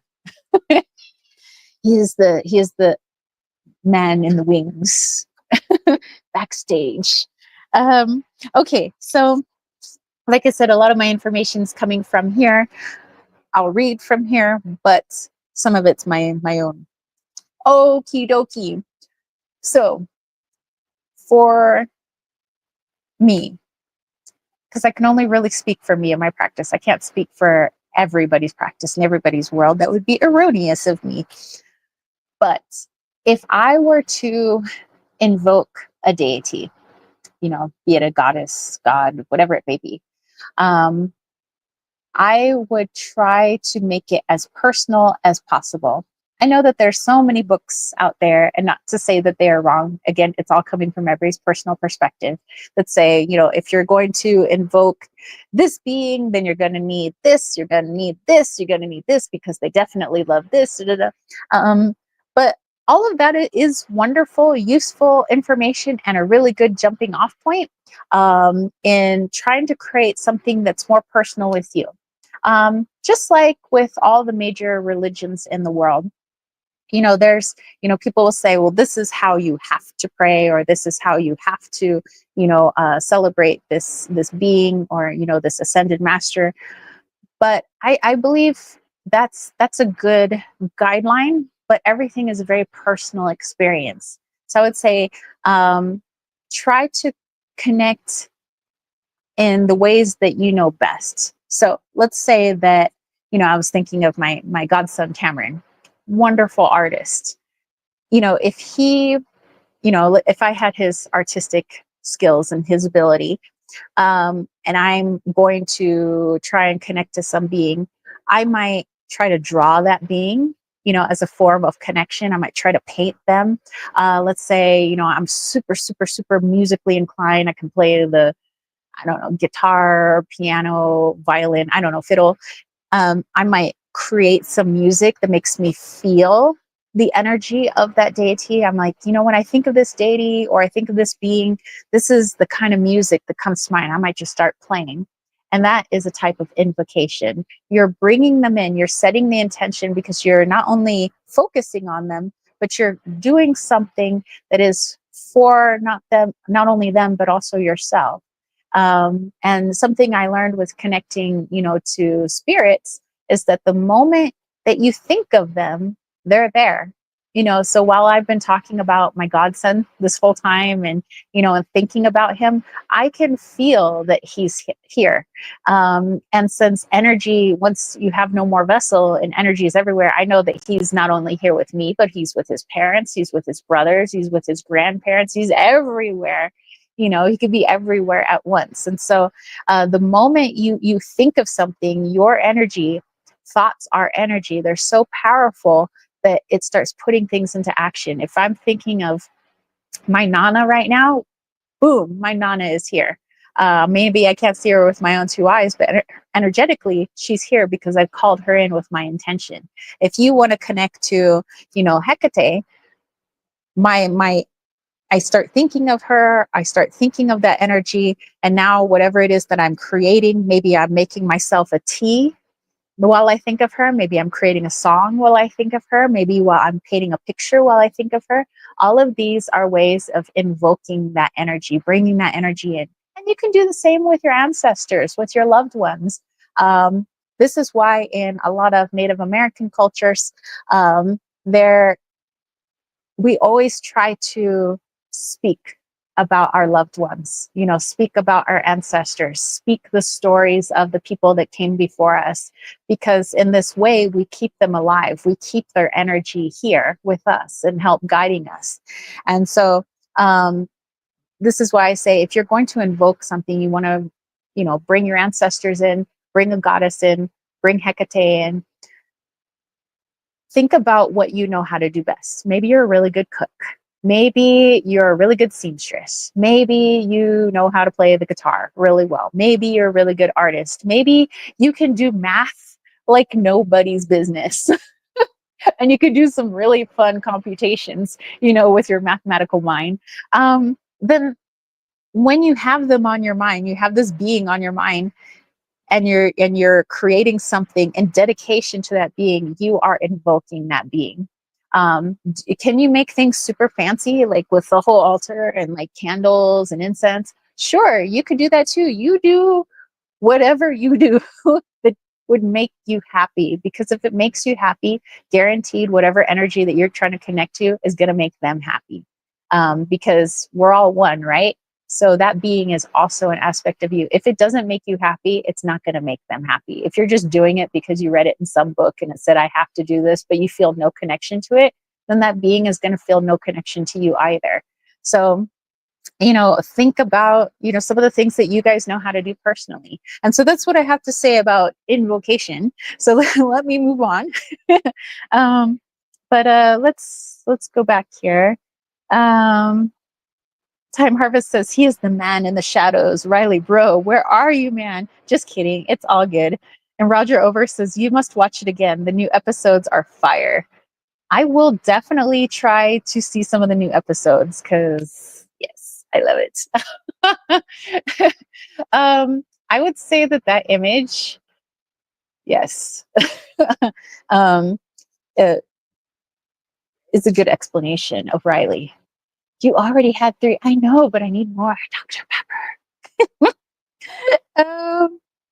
Mike, hey, our buddy Mike is here. He says, hi, it's Mike. I'm back really hard in the UK. Oh my gosh, I missed you, my friend. How have you been? It's been a long time. Like, fill us in, hang out. Hopefully you enjoy today's chat. So yeah, again, just like with invocations, stick to what you are really good at. And if it brings you joy and you know it warms your heart, now the being that you're thinking of connecting and dedicating that thing that warms your heart and makes you feel good is gonna make them feel pretty good too. You know, and if we're sitting here just brooding, just like, man, I don't even want to do this, and I don't know why I had to spend like $5 on a candle, da da da da, then it's like, think about other human beings.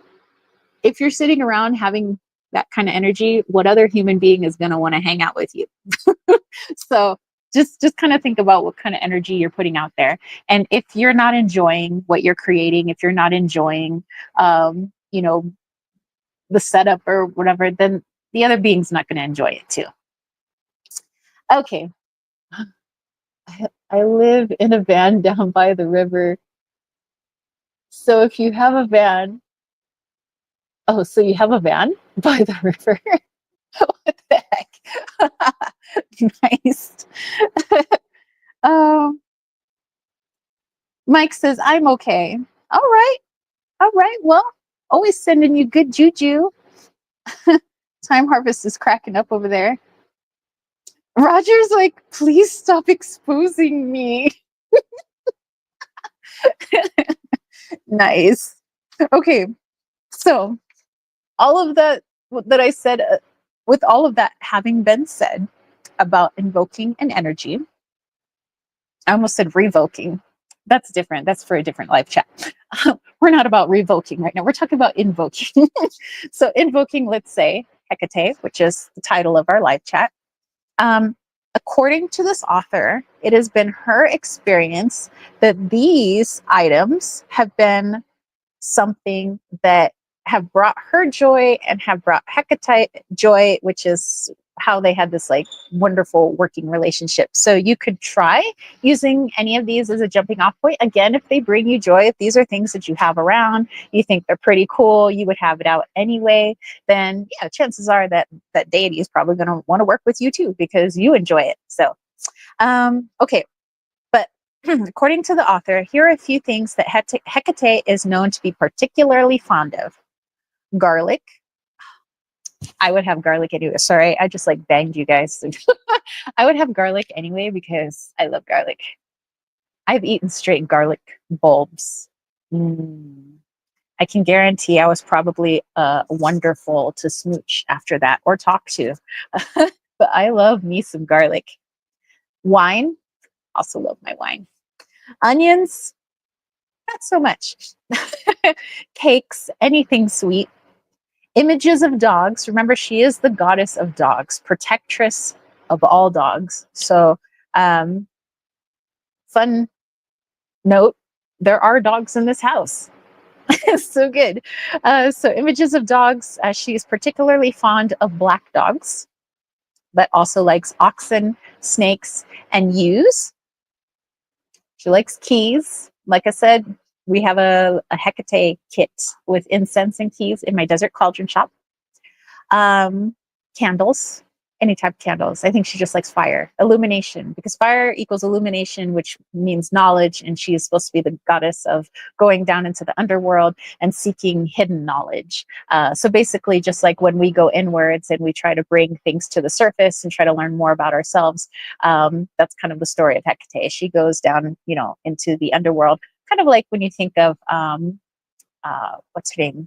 All of a sudden, I can't remember. Demeter's daughter. Why can't I think of her name? My brain just went blank. Thanks, brain. Anyway, the pomegranate, everything. Why do I think her name starts with a P? Persephone. Yes. See, I got it. I'm not brain dead. Um, but she's often associated with Persephone, who's also like considered to go down into the underworld. She learned all these things hanging out with Hades, and then then she gets to bring that knowledge to the surface. Well, the same is like with Hecate. She goes down into the underworld, hangs out with all the creepy things that people would rather not look at.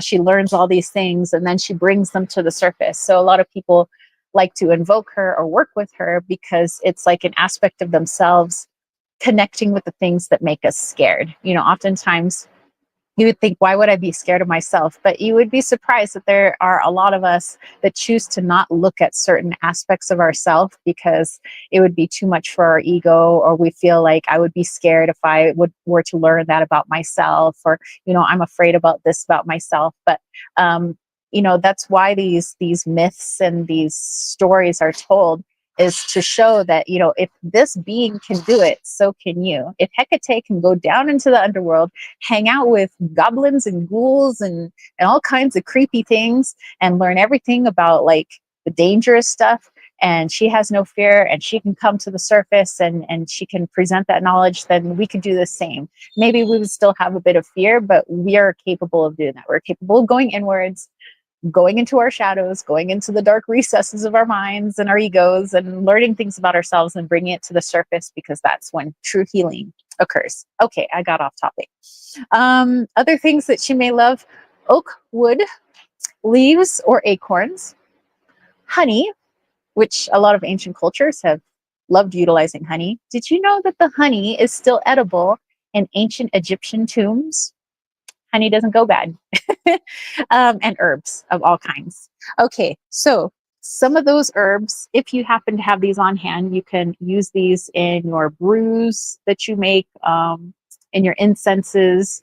Maybe you could draw a picture of any of these herbs. I happen to have a lot of herbs, and I like playing with all of them. um, but here are some of them. Some of them are poisonous, so do your due diligence, do your homework. Aconite, asphophadel, basil, cassidony, chamomile, dittany, ginger, greenbrier, hedge mustard, laurel or bay leaves, lion's foot, mandrake, oak, poppy, saffron, common sage, and verbena.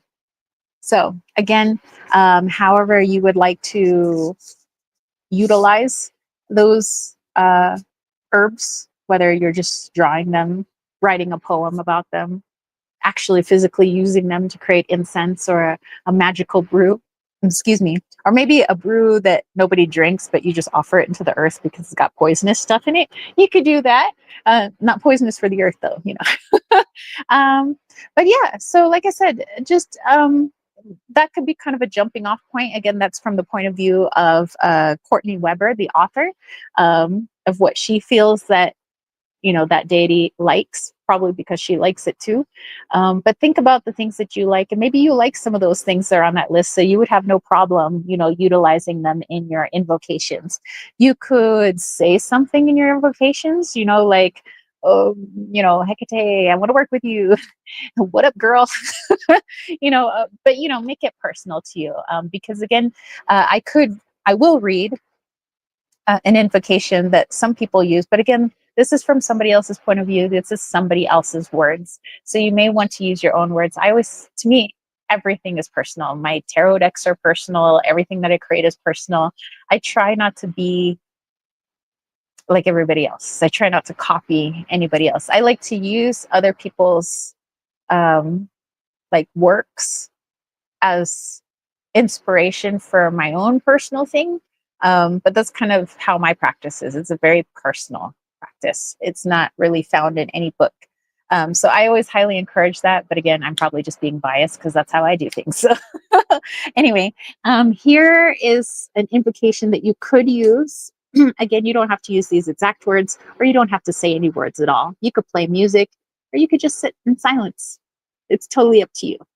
Okay, but here we go. Let's say you do the whole thing. You write a whole song for Hecate, and you've been thinking about her, and you're like, girl, I'm looking to dive into some mysteries. I really want to learn about herbs. I want to learn about some shadow work, and I need help with maybe you can help me connect to my dogs better because she is the goddess of dogs. So you could say, I invoke you, Hekate of the crossroads, the three-faced lady, saffron-cloaked goddess of the cosmos, the underworld, and the ocean, walker among the tombs, reveling in the mysteries of the dead, daughter of destruction, lover of the wild, night mother, protector of canines, the greatest queen, wild woman, primal, irresistible, key keeper of all the world, great lady, I humbly ask you for your presence at my sacred rites. You could say something like that. Of course, it's a very long introduction into calling her, but you could do that if you'd like. I always thought about like, man, I wish I had like a big old royal intro. Tara, medium, lover of kittens, wild child, forest dweller, lady of the woods, barefoot mistress. just, just this big old long intro. This is Tara. I bid you hola. But anyway, I digress. Like I said, you can have something very formal, just like what I read there. You could say something more personal, like, hey, Hekate, how's it going? Love to work with you. You could say nothing at all. It could just be a thought in your mind. It could be just, I want to connect to this energy. But again, also understanding, why do I want to connect to this energy at this time? Am I stepping into a certain energy right now, which is making me feel like I'm being drawn to this, because sometimes people say that they're drawn to certain deities because they've noticed that energy jumping out at them. Like they're like, I wasn't even thinking of let's name somebody, Mercury, the god Mercury, the Greek god. Maybe Mercury was Roman. No, pretty sure he was Greek. Anyway, so let's say I'm seeing everything with Mercury. I'm seeing like the winged feet. I keep seeing like messenger type stuff, and I'm like, I've been seeing a lot of these like kind of signs and symbols. This makes me think of Mercury.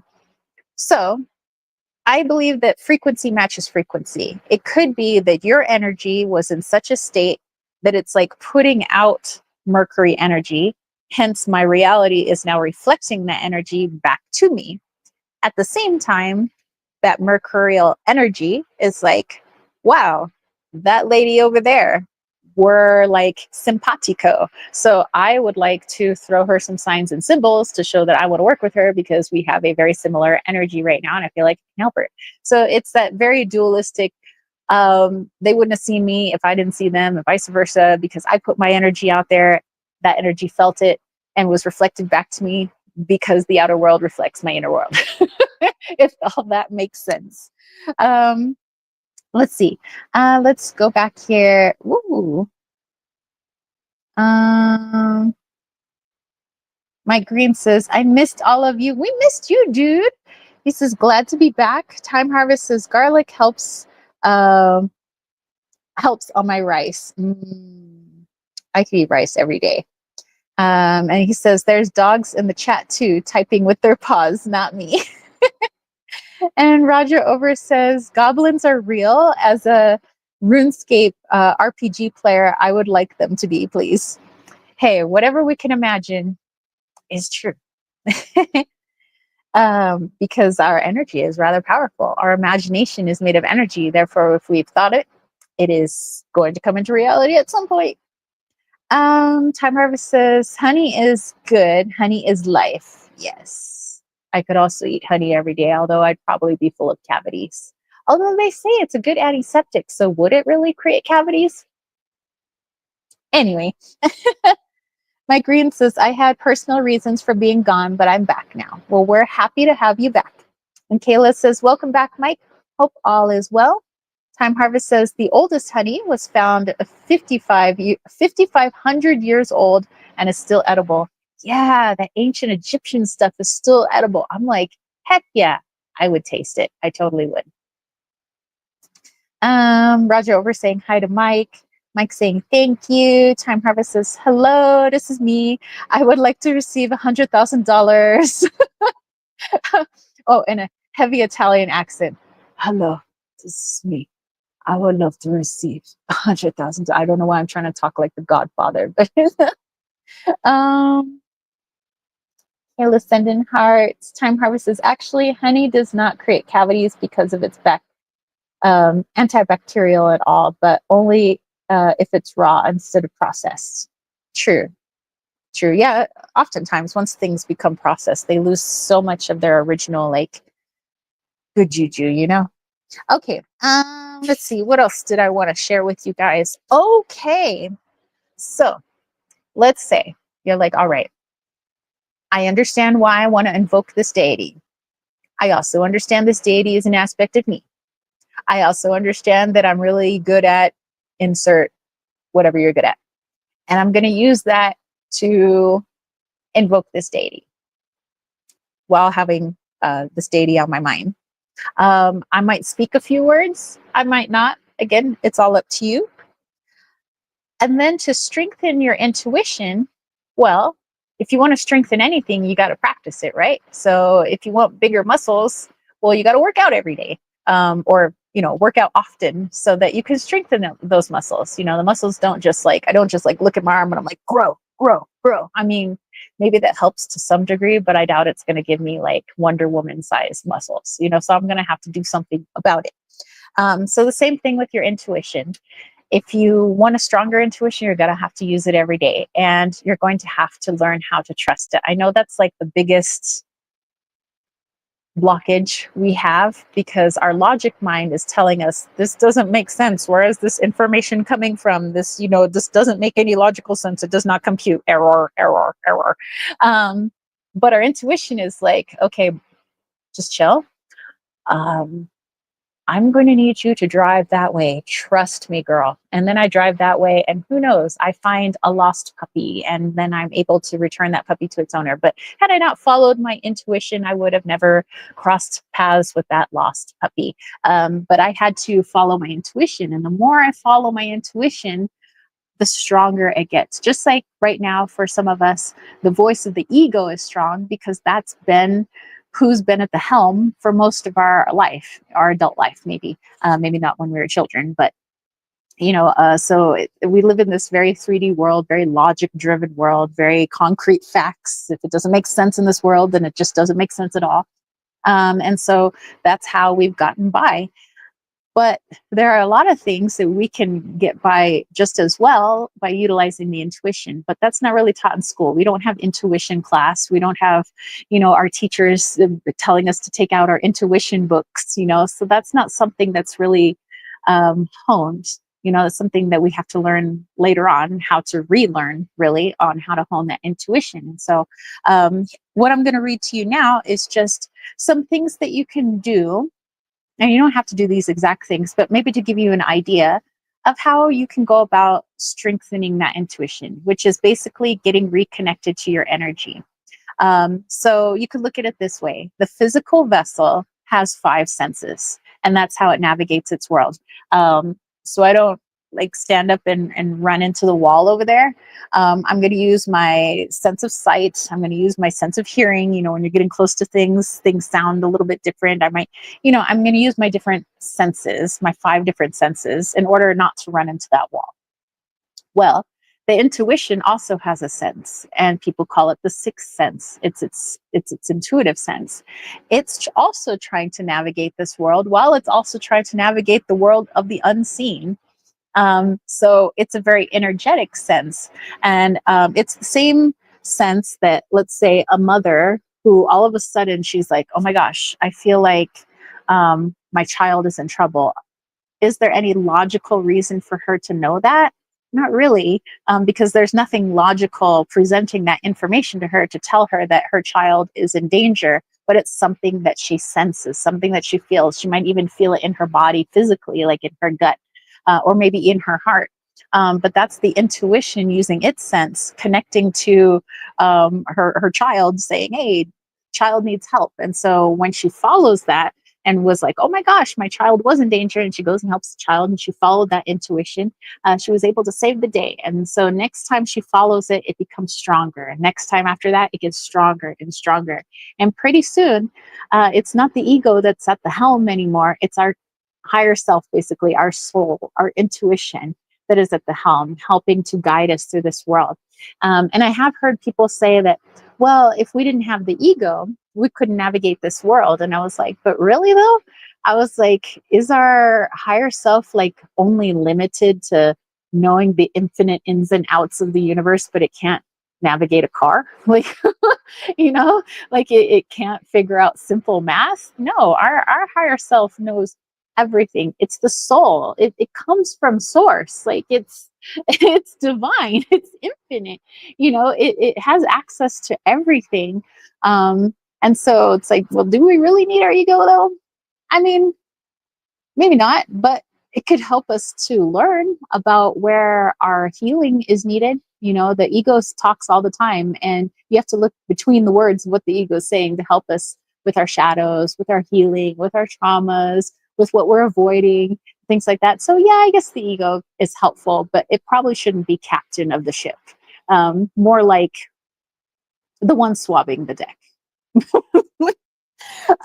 Okay, so let's look into ways that we could help. We could practice strengthening our intuition. So one of those ways is just to do little rituals. I know that some people don't like the term ritual, so maybe you want to call it something else. But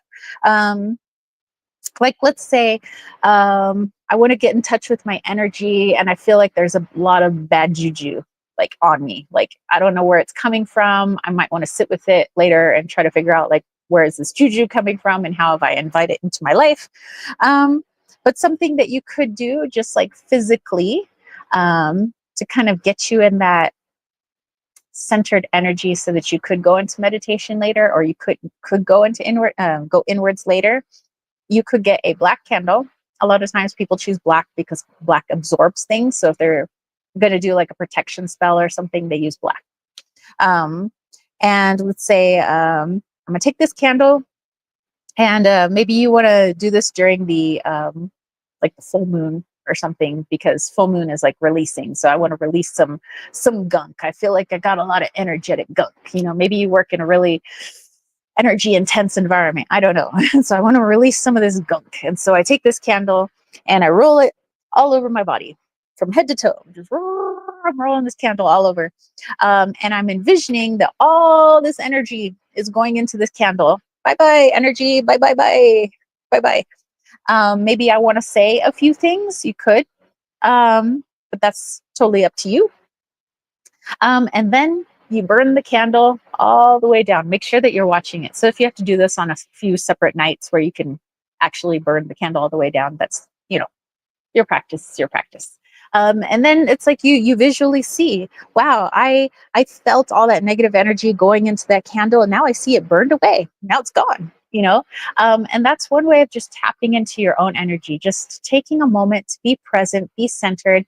And the more you practice things like that, not to say that the act itself of like using candles and stuff is the magic helping all of this, but it's something to have your mind focus on, to bring you back into the present so that you can focus on your energy. So you can focus on how you're feeling right now. If I'm feeling overwhelmed with all this other people's energy, I have to figure out, number one, why am I doing that? Why am I allowing other people's energy to stick to me? And so this little ritual that I was telling you guys about, that's just to kind of get you started into like feeling into your energy. Like, what does my energy even feel like? What does it feel like when I feel heavy with other people's energy? What does it feel like when I feel light? And so the more you do little things like that, just like, you know, going to the gym or practicing, you know, eating a healthy diet or something, it's all getting us in tune with our body. Just like when I was coaching track and field, I would tell some of my athletes sometimes, I'm like, flex your abs. And I was actually stunned that there were so many kids that didn't know how to flex their abs. They're like, am I flexing my abs right now? They're like, am I doing it? So it wasn't until they were running with us more, and they learned what being tired was like, or when their muscles ached, or how their muscles felt better when they did like ice packs on their legs and stuff. It wasn't until that they really started getting more in tune with their bodies. So they were doing all these things, but really what it was doing was helping them to understand their own bodies, their own energy. And then when later I was like, flex your abs. So it was like a no brainer because they could feel those muscles working when they were running, and working out.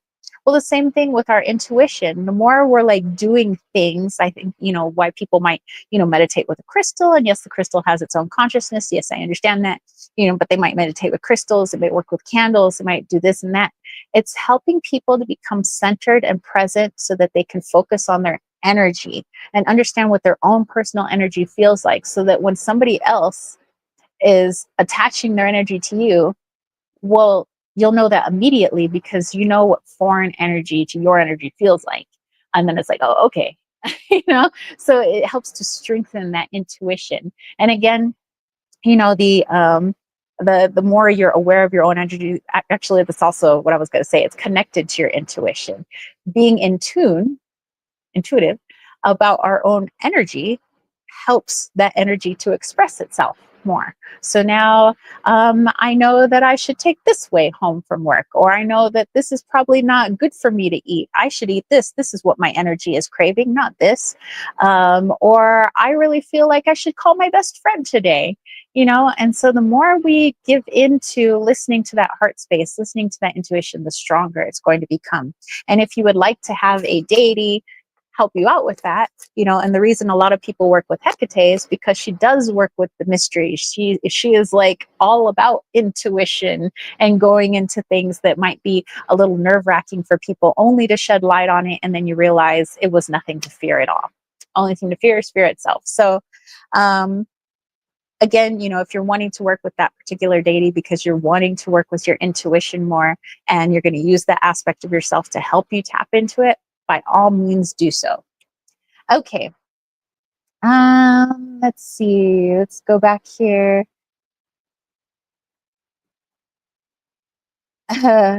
Mike says, is 3-1 Atlas a ship? That's something I wanted to channel, actually, and look into, because I'm really curious. It would be a practice in utilizing our intuition. Okay.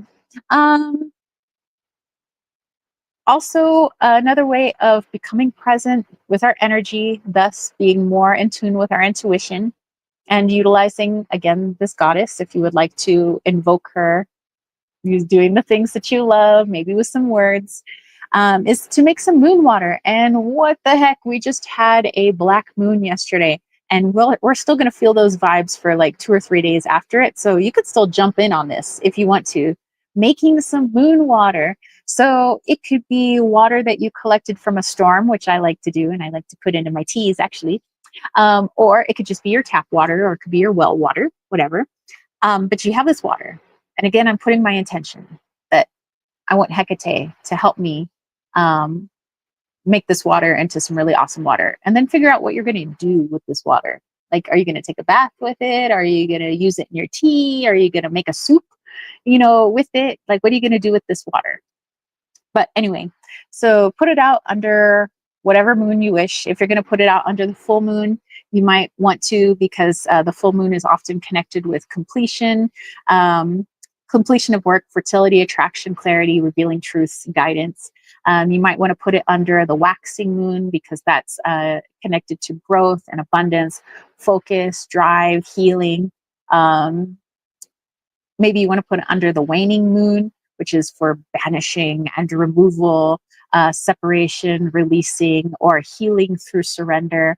Or maybe you want to put it under the dark moon, like the black moon that we just had. So go ahead and put it out under there. And that's about secrecy, protection, bindings, releasing what no longer serves us, maybe some energy that's, been attached to us. And then you could maybe say some magical words, hey, my girl, Hekate, I need you to help me out with this water, help to charge it up. This is my intention. This is what I'm going to utilize for it. And you could do that again to help you connect to your own energy and to sit with that. Um, you could also leave her a couple offerings as a thank you. You know, if you really like honey, then leave her out some honey. You really like some garlic, leave her out some garlic, you know? Plus, it's really good for the forest if you're leaving it out into the forest. I don't know, does anything in the forest eat garlic? They probably do. They probably do. Let's see. Did I have anything else I wanted to share with you guys? Probably that was it. Yeah, yeah, yeah. So just little things like that, you know, just things that make you feel like I'm getting in touch with my how I feel rather than using my logic mind. Like I feel like I should leave this water out under the moon. I feel like I would like to use it for this. I feel like I would like to get rid of some icky energy, so I'm going to use a candle, you know, rub it off of me and then burn that candle. And you don't have to use what somebody else has written down again in a book, you know, where they say, well, if you want to banish things, do this. If you would like to release this, do this. If you want to make more money, do this. Again, it's a very personal thing. This is, you know, again, the strengthening the intuition. How do you feel? If you were to create an abundance spell, what makes you feel abundant? Maybe it's the color green. Maybe it's looking at $100 bills. You know, maybe it's a cool penny that you found on the ground makes you feel abundant. Maybe it's the pictures of your children make you feel abundant. So you would put all those things together, focus on it, create something out of it, something beautiful. And like, this is my abundance spell, basically. This is my intention. Maybe I want to call in a deity. Maybe I don't, you know, it's totally up to you. But again, this whole live chat was about like invoking Hekate. So you could do those things with Hekate. The reason I was talking more about the dark moon and using black candles is because that's kind of more Hecate's jam. She likes to get into like the dark recesses and learning about the mysteries and all of that. So yeah, I hope you guys found that helpful. And as I take my sip of water, oh, this is why I brought out my chocolate. Durr. Okay, how I honor the goddess within um, is through wine and chocolate. Those are like, well, I love tea as well. Okay, three things. Three things that I enjoy. I love tea because I love to play with herbs. I love learning about herbs. I love all the different medicinal properties of herbs. So I love to make tea. And so that's like, makes me feel deity, like goddess like, you know. I feel like I'm tapping into my intuition every time I choose an herb based on what my heart is saying rather than my head. And then make a tea. Another thing, wine. I know the process it takes to make wine. So to me, it feels like such a luxury. I know how long it takes for those grapes to ripen and how much love and care and attention those, you know, winery people, the vineyards, there you go, winery people, vineyards, the people that work at the vineyards, how long they had to they had to baby them in the winter time. They had to make sure they didn't get frostbitten, you know, they had to make sure that they did well in the springtime. And then they had to go and they had to pick these all by hand because no, there isn't a machine that comes by and gets all those grapes. That's got to be picked by human hands. It gets picked and then it gets crushed and stomped, and maybe they have machines for that too, but that seems less fun. But I know that that's just a whole process. And then, okay, then we bottled it. Now you got to age that baby for like 10, 20 years, you know, and then you got yourself a nice bottle of wine that I get to have. So to me, that makes me feel like very goddess like. It's like so magical how that came together, you know? And chocolate. Yes. I love me some chocolate. I just got this chocolate. It's extreme dark. The higher the cacao content, the more I love it. Um, Riley says it tastes like delicious dirt. It does, but I love it. So this is 88% cacao, so there's barely any sugar in here. But to me, chocolate is very heart centered. So that's why I have a tea that I made that I sell in Desert Cauldron called the Heart Opener. And that's made with like raw 100% cacao powder.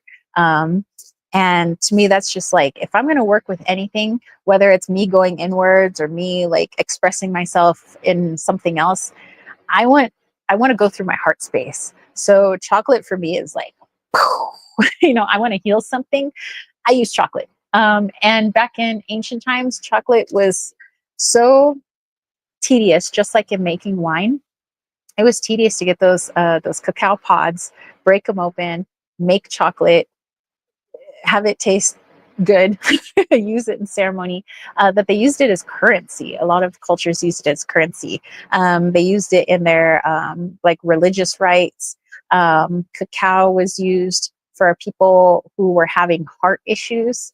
So yeah, for me, chocolate, I'm not gonna lie, sometimes I just eat chocolate, but there are many times that I'm very mindful of the chocolate I eat. And so if I am going to invoke something, I might use a bit of chocolate. So that's just my little side note. That's why I had my chocolate there. I'm like, why did I have my chocolate? Okay. So let's see. Let's go back here. Burp, burp.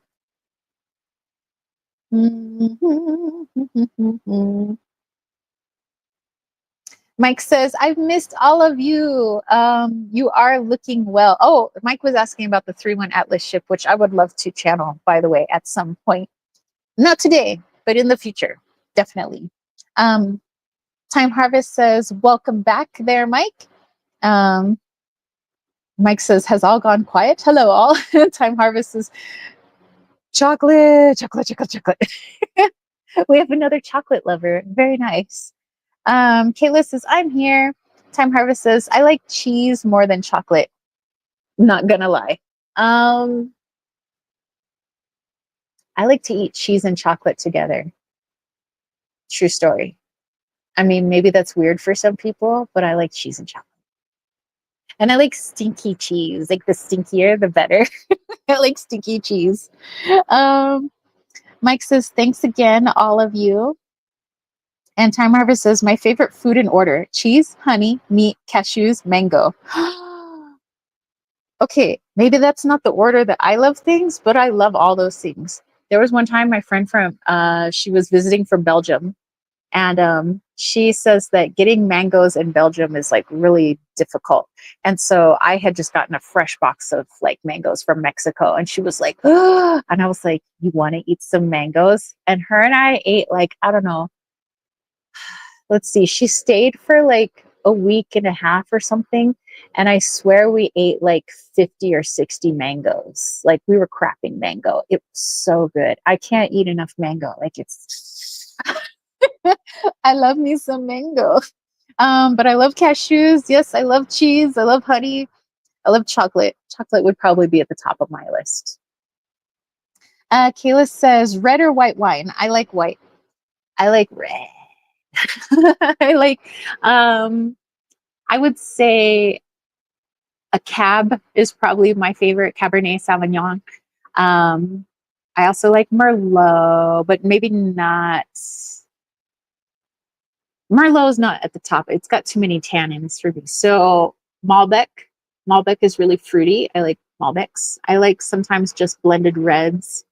Um, but I would say just like all in all, cab is my go-to. And if there isn't any cab, I'll have Malbec. If there isn't any Malbec, I'll have a cab, you know?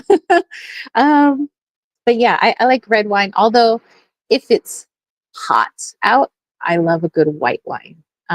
Like Pinot Grigio, Chardonnay. Actually, not to sound like a bad cat parent, but my old cat Presley loved Chardonnay. Not because I forced alcohol onto my cat, but because he like jumped up on me, ran up my arm, and I had a glass of wine, and I was like, "No, Presley, you can't have it." He's like, like the glass is in my hand. He's like running up my arm. He's like, I'm like, "No, Pres, no, no, don't." He's like, eyes are rolling back in his head. He's like licking up this wine. I'm like, "No, no, no, no." So then anytime he heard the cork being popped and he could smell the scent of white wine, he was like in the kitchen, like, give me some of that white wine, mom. And I was like, dude, I'm not supporting your alcohol habit. No, no, you're a cat. Cats don't drink alcohol. What's wrong with you? So my cats have liked white wine. I like white wine when it's hot out, but mostly I'm a red wine. Let's see. Do, do, do. Time Harvest is 80% dark. Hold on. It says, get to my level 100%. I've had 100% baking chocolate. I grew up on baking chocolate because my mom wouldn't allow sweets in the house. I got you. Baking chocolate. Time Harvest is one bite and you want no more. True. True that. Mike Green says, I love dark chocolate. Roger says, I'm going to buy chocolate next week now. Nice. Mike says, Bourneville. Costolini says, in Zimbabwe, chocolate frogs are currently used as currency. This is just a fun fact. Seriously, I did not know that. That's pretty cool, actually. Because they're better store value than the local currency. They're called Fredo the Frog. Nice. Time Harvest says, I also like cheese and chocolate together. WTF. This is okay. We're totally alike, girl. I know. Are you like my long lost brother? Like what? Time Harvest says, I mix cheese with everything: honey, chocolate, dates, Greek yogurt, fruits. To me, all of that is good. That's all good. Kayla says, have you ever had cheese flavored chocolate? It's called cheese chocolate. Delicious. Cheese flavored chocolate. I have not, but now I'm curious and I'm going to look out for this. I will look for this. Oh my gosh, that you guys are making me hungry and I kind of want to eat this chocolate right now, but I kind of don't want to spoil my dinner, which has not stopped me before. So I don't know why I'm contemplating that. Anyway, let's see. Roger versus I've had cheese flavored wine. Really? Well, also wine and cheese go together. Actually, you know what? Wine, cheese, meat, chocolate. If you had it all together, perfect. Actually, then that just sounds like what I ate every day in Italy. I don't know. Um, let's see. Mike says, I love you for saying Bourneville. Kayla says, Roger, that sounds so good right now. And Time Harvest says, you had an alcoholic cat. Times are different. Yes, yes. Roger says, it wasn't so good, Kayla, but it's good now. Hey, our friend Lily is here. Hey, Lily. Kayla says, yes, that picture looks just like it. And Time Harvest says, come on, let's eat the chocolate. Eating ASMR live. Chocolate, Mike says, chocolate cookies. Cookies. Chocolate cookies. Ooh, I would like some chocolate cookies. Okay. Maybe I'll have a little bit of chocolate while we do a super chat. So super chats and super stickers. If you guys would like me to pull a card for you, I'd be more than happy to do so. Let's use my new deck. Heyo. And pull out those cards. So yeah, if you guys would like me to do that, for sure. I will also munch on my chocolate because it can't be that bad for me.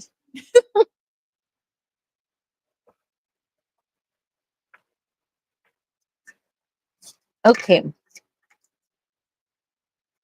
Mm-mm-mm. Okay, we'll have a little taste. And if we don't have any super chat, super stickers, then I'd be more than happy to dive into our guided meditation. Okay, so one thing that happens to chocolate, when it gets hot and then it gets cold and then it gets hot and then it gets cold, it turns a weird color. And so I actually ordered this chocolate, so it must have gotten hot on the way. And then I put it in the fridge and then it got cold. So it's like kind of this light brown color, but I assure you it is dirty, dirty, dark chocolate.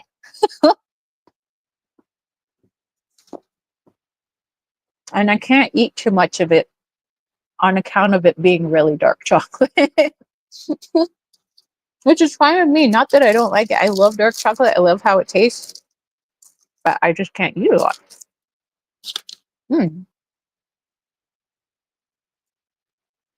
Let's see.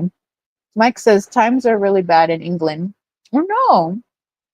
Well, we'll definitely send you some good juju, my friend. The whole country as well. Lily says, I just came across a squirrel that was staring me down. And I think he had a side quest. And then I logged on. Wait, what?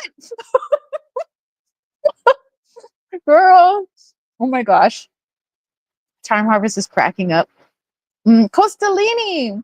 Hey, hey. All right. And then Kayla. happy to pull you guys a card. Costalina says, could you just pull a card and feel into it? No specific question. Big shrug. Okay. Okay. I'll have another bite when we get to Kayla's question. Okay. Okay, so let's tap in. Ooh, then we have our friend Time Harvest. Okay.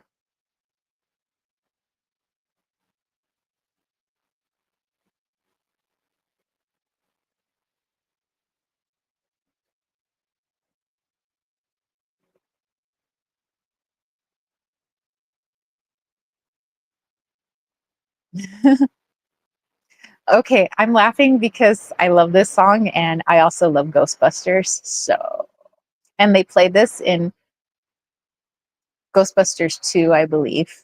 Said your love is lifting me higher, higher and higher. I said your love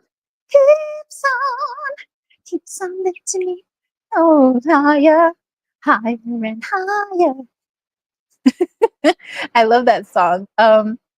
Also, I love that scene in Ghostbusters where they have the quote unquote positively charged slime and they're sliming the interior of the Statue of Liberty. And then she gets up and starts walking through the middle of Manhattan off of Staten Island. Um, yeah, so that song is playing, by the way. So that's just playing in my head. But it's also, I also keep seeing, yeah, the Statue of Liberty just like walking off of Liberty Island, just freaking walking down the middle of downtown. Let's see if we're getting anything else before I pull a card.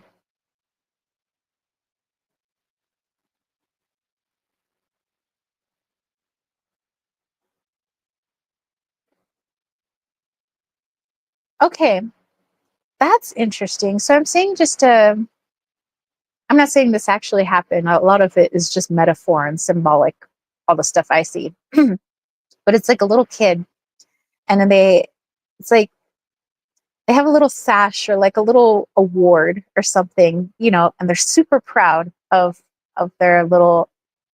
It's like a button and a sash, but they're really proud of it. But like really sad that it seems like nobody else cares about their achievement.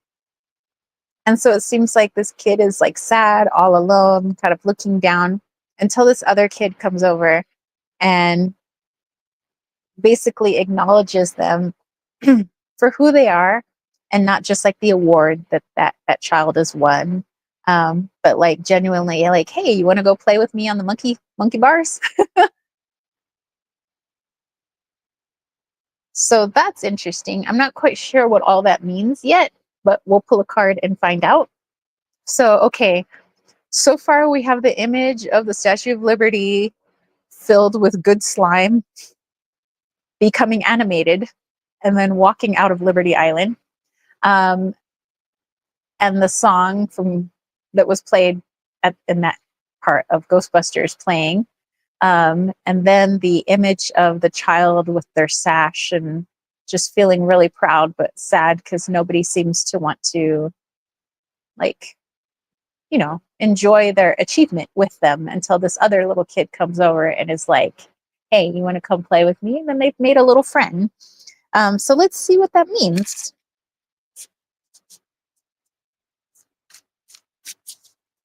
Costalini says, feels like a message of freedom or liberation. Definitely does. Definitely does.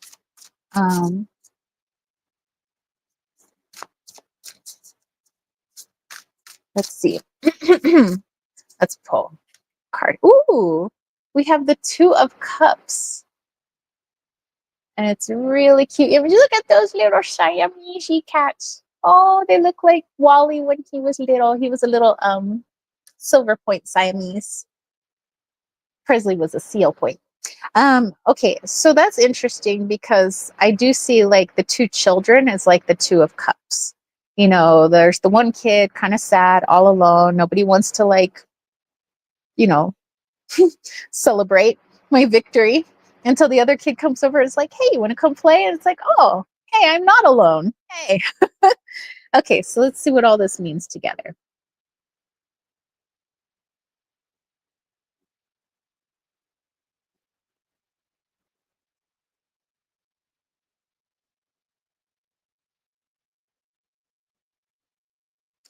Oh, okay. Okay. That's why I was seeing that part of the Ghostbusters movie. Okay. So think of the Statue of Liberty in the movie as being your human vessel. Who was inside the human vessel? Or technically the Statue of Liberty. It was the Ghostbusters, right? And they got all the positive slime, and they're playing good music. You can think of them as being symbolically your soul. And so the soul is like trying to wake up, vessel. The vessel's just like stuck, stuck like a statue, until the soul is like brings in the good slime, i.e., the soul, bring in the good music, i.e., your frequency. And it says, your love keeps lifting you higher. It's the frequency of love. And then all of a sudden, this like object becomes animated. It feels like pretty badass now. It finally understands what it stands for, and so it's like this reconnection with the heart space, reconnection with the soul. Not that it was ever lost. It's just sometimes we forget how we connect to it. And so that's also what I see in that Two of Cups, and I see with the two children is like the one child thinking that I'm all alone when the other child comes by and basically, you're not alone. You sometimes may feel that way, but you're never alone, i.e., the soul is always here. You are the soul. In fact, sometimes we identify so much with our vessel that we forget that we're a soul. So this message is to remind you that in whatever ways that you've been trying to reconnect to that energetic part of yourself, reconnect to that soul portion of yourself, is really going to start opening way more doors. I know we've already talked about things have been opening up for you, but it seems like after this dark moon that we just had, this black moon, things are really going to start opening up. So maybe when we were talking about for the weekly reading about like taking action on something that you've always dreamed of doing or creating, I would say maybe take that to heart this week. Take the very first step in something that you've always wanted to do, because that's going to be a huge reconnection to your soul, to your heart. And then when you do that, things are going to it's like boom in your face, Costolini. Just like magic all over the place. Like you're spewing magic. It's just everywhere, because you finally decided, you know what? Who cares? Whatever. They say YOLO. You only live once. I'm going to go ahead and take the first step in a dream that I've always had. And it was that action that was needed from you to be able to unlock so many more doors. So I hope that makes sense. Costolini says, oh, way, big way. Nice, nice. Let's see. Okay, let's go back. So yay, Costolini. I hope that resonates with you, and I'm cheering you on. I'm so happy for you. So much good stuff happening for us. I'm so happy. I'm just happy. Sonreír. Kayla says, what my angels or spirit guides want me to know right now. And our friend Kayla, who's been a part of that KWT tribe for over 37 months. Holy cramoli. Thank you so much, Kayla. And she's also one of our mighty moderators. And she's been such a lovely light to so many wonderful animals, and currently to Frankie, her winged friend. And then we'll get to our friend Time Harvest. Oh, Time Harvest says, you've been such a person in my life. Thank you. No need to channel, just a contribution. Well, thank you. Oh, thank you. Thank you so much. And then Roger says, Lily, what happened? Did he run away? Oh, talking about the squirrel. And she says, yeah, he just walked off. It's funny you mentioned ghosts. Really? Time Harvest says, that squirrel will never forget you, Lillian, and definitely telling his family tonight. Lily says, I'm walking around the World Trade Center, and the ghosts here are more settled than a few years ago. Interesting. Um, oh, Riley was saying that he accidentally deleted one of Roger's comments. That happens sometimes. It's like a slip of the key. Sorry, bro. Um, Lily says she's going to look it up. Costalini says, fantastic. And Kayla says, you're welcome. Love you. Love you too, Chica. Thank you. Thank you. Thank you so much. And Kayla said, thank you, Time Harvest. I found Tara when I lost my dog and she connected to him for me. Yes, Eco, I love connecting to him. He must have been quite the dog when he was here on Earth, because he is quite the dog in spirit. Like, I love connecting to him. Okay, so let's pull a card for Kayla.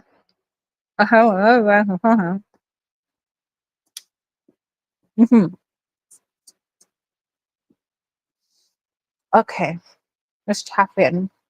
I'm not sure if this chocolate is coming across as ASMR, but I'm trying my best.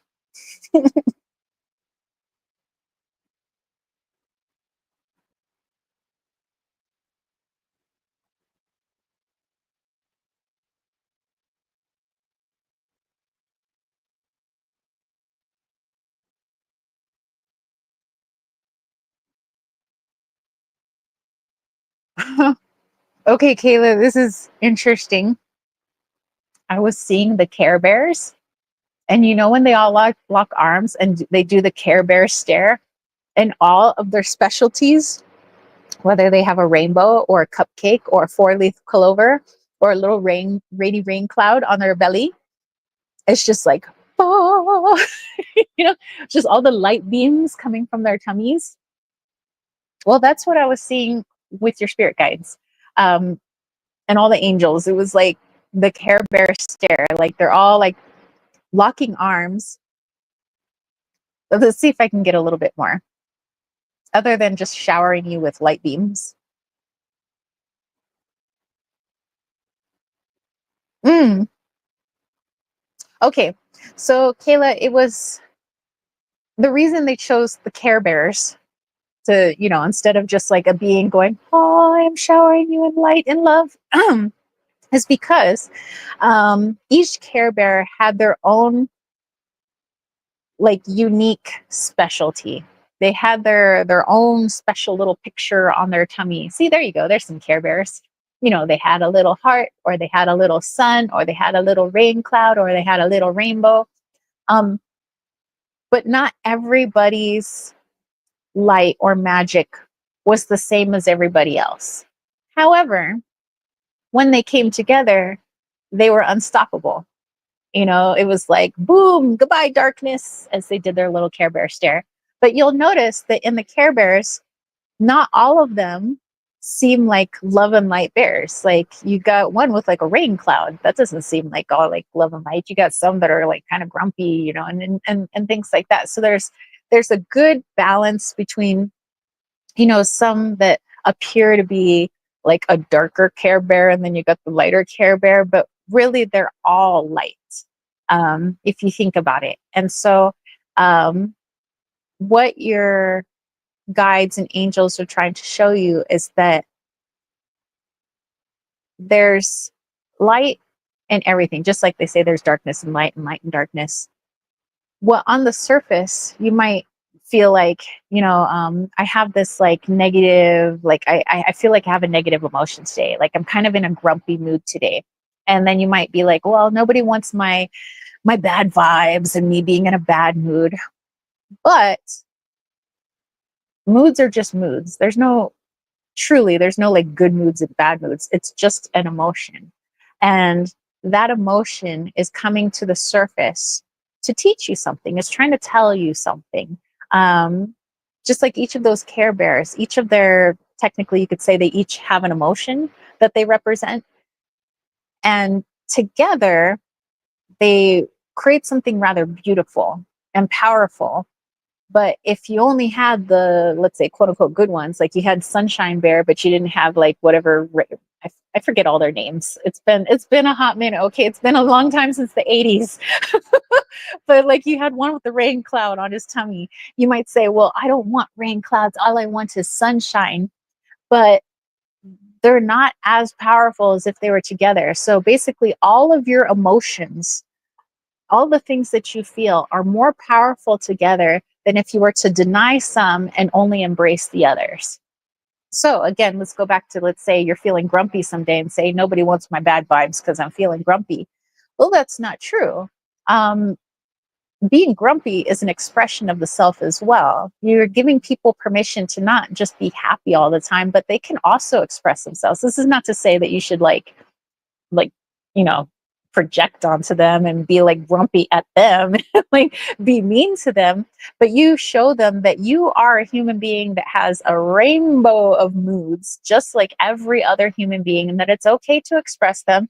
And the reason we express them and we try to understand them is because they're showing us where we need healing, or maybe there's something I didn't know was on my mind but it's been in the back of my mind, or maybe there's just something going on in my energy that I wasn't aware of, and had this emotion not showed up, I wouldn't have known that. And so again, it's all of these emotions are like all of the little care bears inside of us. They're, hence the name Care Bear. They're caring. All of the emotions are there in order to aid us, not to hurt us and not to hurt other people, but they're there to help us recognize something about ourselves. And so again, you being the human being that you are, with the gamut of emotions that you have, all of the Care Bear emotions that you have, you are allowing other people to see that you are very human and that they can be very human as well. That we're not robots. We're not programmed to be happy all the time. Happy is a wonderful feeling, and sometimes we don't feel great when we're feeling really down in the dumps. But every emotion is telling us something about our world, because that's our intuition, and it's telling us something about ourselves. So let's pull a card for you. Kayla's saying yes. She said, thank you. Oh, yeah, that's when she was talking to Time Harvest before. She says, yes, absolutely. I needed to hear this.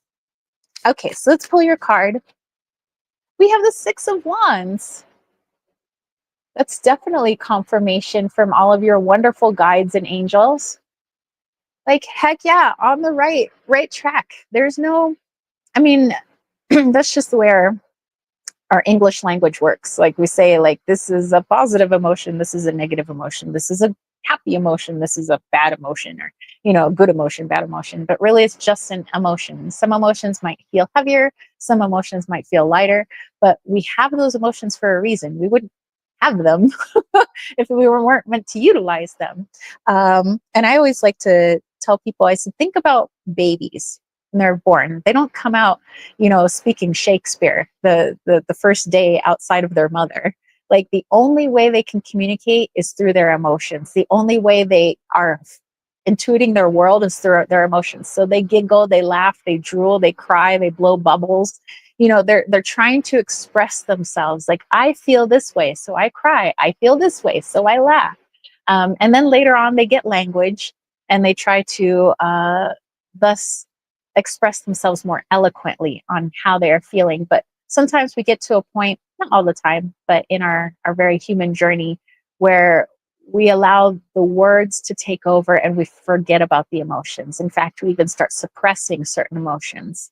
And we say, because that's a bad emotion, I don't want to put my juju on people. Okay, we should be mindful about putting juju on people, but we should also be mindful that we're suppressing. Just let it out. It's healthy. That's why we have tears. Tears are actually, there's very fascinating. You ever seen a tear under a microscope? I have. There's a lot of interesting stuff going on in there, and it helps actually our central nervous system every time we shed them, whether it's in laughter or it's in sadness. We're like actually cleansing our system. So your emotions are needed, and you're signaling to everybody else that they are not robots. They are also human beings, and it's okay to have emotions, as long as we're not hurting people with those emotions. And by hurting people, I mean like projecting and like not like bypassing, basically, instead of looking at, why do I feel angry? Why do I feel sad? Why do I feel upset? Or why do I feel hurt? So yeah, they are reminding you, you have all the Care Bears inside of you. Care Bear stare. They're all needed. Um,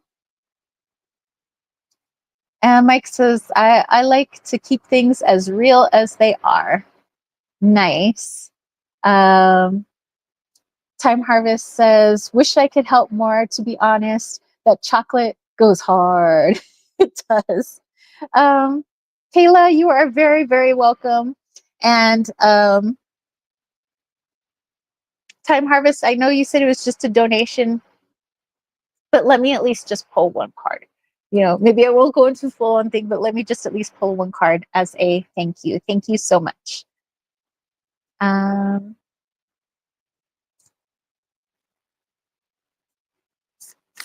Costolini was saying fantastic. All right. Okay. So let's pull you a card, my friend, and let's see if we can get a song going. You know what I always wanted to try? Maybe I'll try it again, not next Sunday's live chat, but the live chat after. So like I said, I'm uncertain whether there will be a live chat next Sunday because again, my godson's funeral is on Saturday. So if we do have a live chat, it'll just kind of be, I don't know, I'll just let the spirit move me. But maybe the live chat after, when we're doing part 2 of the Andromedan channeling with possibly our friend Time Harvest, if he's around.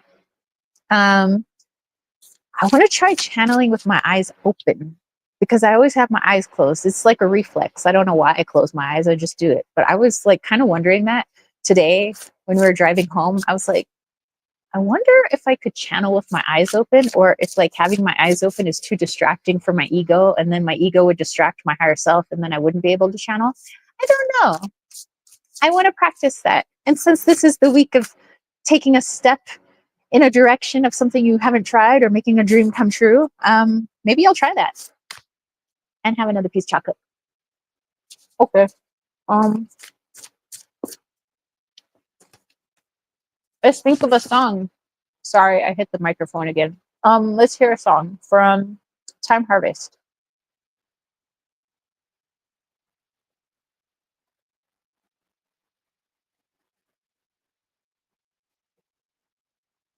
Well, that's a unique song.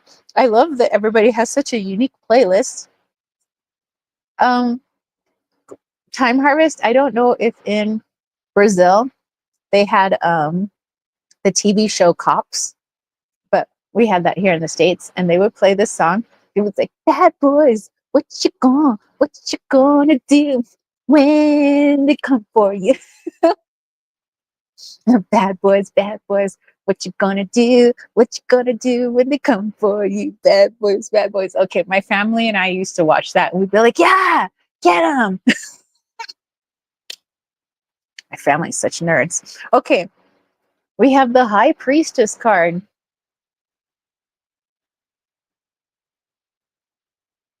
Okay, so quick message. What I was getting for you is the more you try to embrace not only your light self, but our shadow self as well, understanding that we're both positive and negative, that we have light and shadow, that we're not just light workers, but you could be a light worker, but while acknowledging that you are a dualistic creature.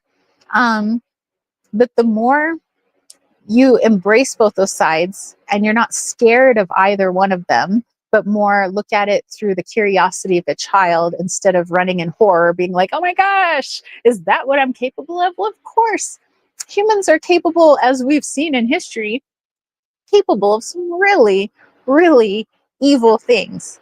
But also, history will show us we're also really capable of some miracles, some beautiful, beautiful things. And it's our choice, our free will choice on what we choose to do with that power, whether we want to be destructive or creative. And so the more you embrace those both halves of yourself, realize and recognizing that, yes, both those things do exist within you. Doesn't mean you got to do bad things. You don't have to be a bad boy, bad boy. But the more you understand that about yourself, the harder it is for, let's say you want to go for the light. I want to be a light worker, but I also understand my darkness. The harder it is for, let's say, evil or darkness to infiltrate you or to trick you, because you're already aware of that side of yourself. And so you're like, well, I don't want to do that. Psh, you can't trick me. Like, I'm well aware that that's there. But if you were like to be like, no, I don't want to see that. I don't know. So if something were trying to prey on that, you wouldn't even know they were preying on it because you're not even looking at that part of yourself, if you understand what I'm saying. So your guides are like, because you're all about trying to find balance, trying to understand both your light and your shadow, the brighter your light is shining. So this is you, the high priestess, or the high priest, you could say.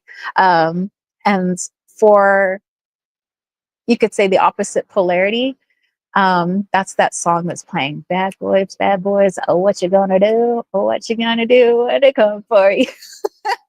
Basically, like, what you gonna do, negative polarity? I know all about you. You ain't got no hold over me. So I hope that makes sense. Um, Mike says, "You go, girl." Time Harvest says, "I was thinking on Sweet Dreams Are Made Out of This song, but that Bad Boy song is also good. Nice." Roger says, "What you gonna do when Sheriff John Brown comes for you?" Nice. And when Time Harvest says, "I'm a bad boy indeed. How did you find out? It's over, man." This is okay. I admit I used to be very bad. I do very bad things when I was younger. I am now reformed. You know what? That's what I say. When we're younger, we try different avenues, different paths until we find out what really resonates with us, you know? So just, it's all life lessons. Okay, Costalini, could you tell me why I've been so tired for the last 2 months? Even if I sleep 9 hours, work out, and eat clean, it's like only half my normal energy is available. What's up with that? You know what? I don't think you're the only one. There's been a few people, myself included, possibly my boyfriend included, who it's like, but we're like, I can't get enough sleep. So maybe this is a collective thing. Let's tap in.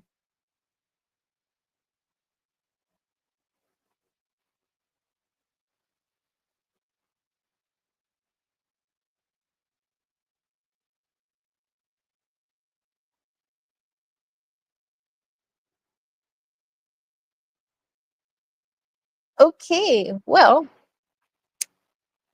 another interesting song. Do you guys know the song to Flash Dance? That song's coming in. Okay, what does that even mean? Why is Flash Dance playing?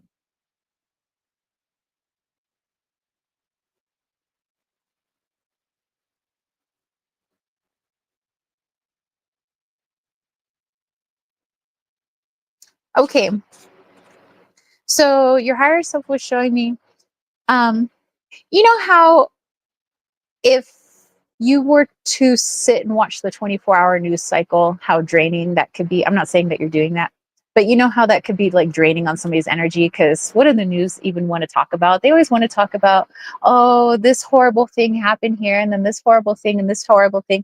Not that we should have our heads stuck in the sand, but like, if you just sit and watch the news, they love to cover tragedy. Like, for them, you know, what do they say? What's black and white and red all over? The newspaper. They smell blood in the air. They're there, you know. And so that could be really draining on one's energy. And so if you think that in the world right now, not that there's like, the world's just full of bad things. I think it's balanced, but what we see in the news is not balanced. But sure, there's a lot of turmoil because there's a lot of change happening in the world. And so, as a collective, physically, we're starting to feel that. We're feeling the change in people's mindsets and actions, you know. So, it's coming out in weird ways. People are like turning to violence. Some people are, you know, deciding I've had it with our government. And, you know, so there's all this, like, I always say unrest, but because people want something different for themselves, for their families, for their country. And you're starting to see that kind of in a lot of different countries. You see that in this country, you know, people wanting change and things like that. So that's what's happening at a 3D level. A lot of changes going on. Well, remember, as above, so below, as within, so without. So in the astral, when we're sleeping, it's not us just like frolicking through flower fields and being like, I'm having a lovely dream. you know, but we're working. So we're working just as hard in the astral as we are in the 3D world right now. So if there's big changes, or at least things that are prompting big changes happening here in our 3D world, that means that in the astral, as your higher self is showing me, you're doing big changes there too. A lot of energy work, lots of energy work, trying to help these entities and energies in my past lives and my future lives. And I'm also talking to myself from my soul, So there's all this stuff going on, so that when you wake up, the body, which, it just reflects what's going on at a physical and a spiritual level, is tired. And it doesn't matter how much you sleep, because in fact, the more you sleep, the more astral work you're going to do. And the more you're awake, the more physical work you're going to do. So it's like, you just can't catch a break right now. I don't feel like this is forever, because nothing does last forever, but this is for a lot of people, possibly not everybody, but a lot of people are feeling this, where they're like, man, I'm feeling what's going on in the collective, not only in this 3D world and everything I see on the news and see on YouTube or whatever, but I'm also doing a lot in the astral. So let's pull a card on that. But yeah, it doesn't matter if you take an Ambien or some gummies, or you do a big old meditation before bed. It feels like for now, and just for now. And I know in 3D, it's like, wow, 2 months is kind of a long time, but outside this world, they're like, oh, well, that time doesn't exist. And I'm like, well, that's fantastic. But in my world, 2 months has passed. So keeping that in mind, yes, I know. You're probably really tired. So let's see if we can get some more clarification on a card. And we have the Queen of Swords.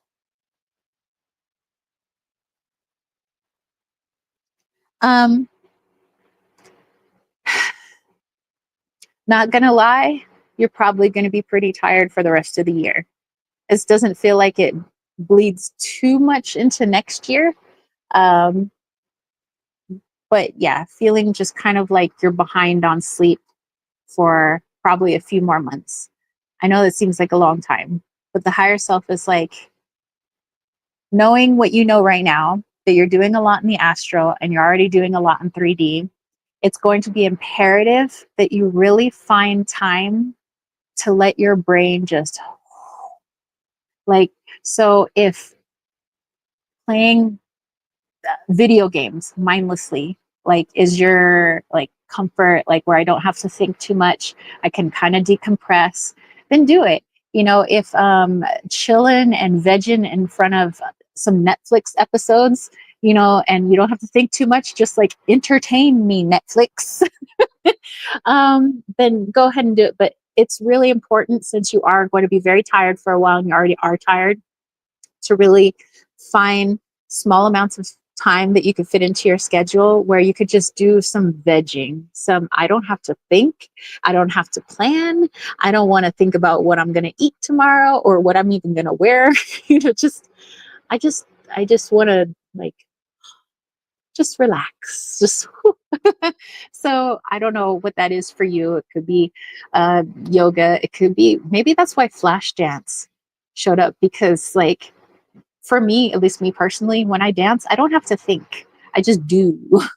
It's like I'm listening to the music. I'm literally not thinking anything. I'm just like, whoa, So maybe that'll be fun for you. Just wiggle it out. I don't know. Listen to some really awesome music. Do a Netflix and chill. I don't know. Sing in the shower to the top of your lungs, but anything where you don't have to think too much. Or maybe sing in the shower might be too much, because you have to think of lyrics. So I don't know. But yeah, find some I don't have to think time. Costolini says, even right now, I've had 3 coffees and one of those Costco 5,000 milligrams of B12 vitamins, and I could take a nap. Glad I asked something that helped you then. This is hilarious when spirit answers with "suck it up, homie." I know, right? Our spirit guides, our angels are like, Suck it up, man. You got this. We got your back, bro.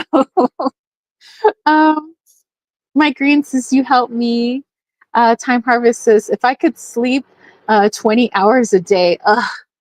Mike says I've been tied the last few months, but I did not want to tell. So glad I asked for. Oh, been tired. I see. Yeah, a lot of us been real tired. Roger says Costalini, we can go to these days. Sometimes we sleep good sometimes. Well, let's you know what? Let's for our channel guided meditation, which I want to do next.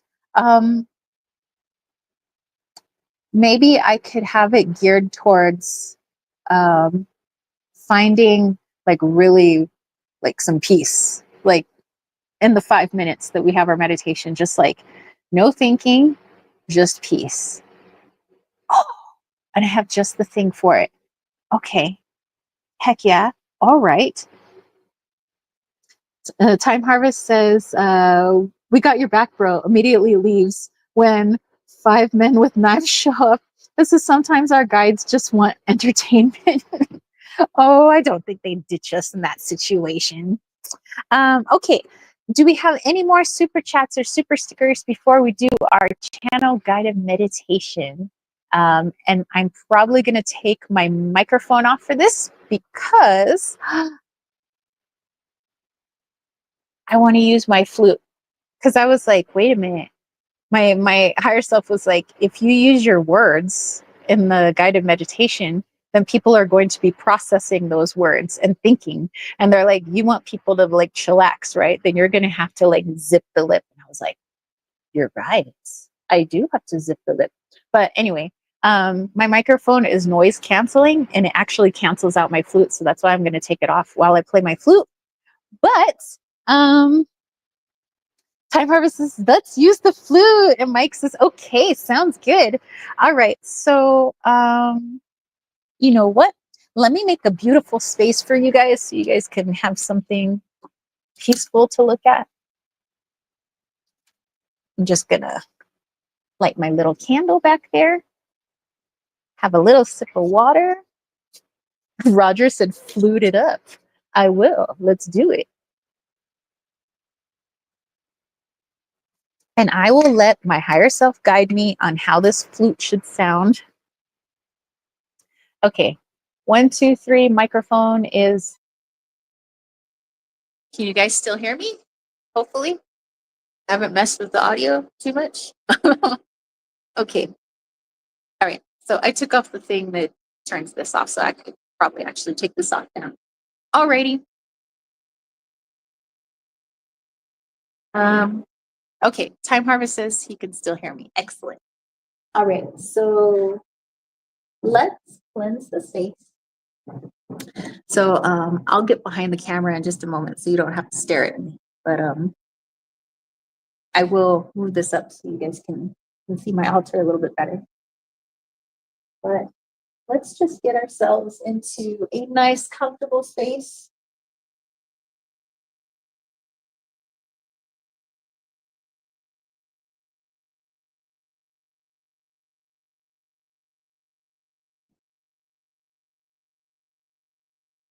Okay. A place you will be undisturbed for the next several minutes. You could be laying on your bed. You could be sitting in a chair. Or you could be laying underneath your favorite tree. Go ahead and bring your awareness to your breath.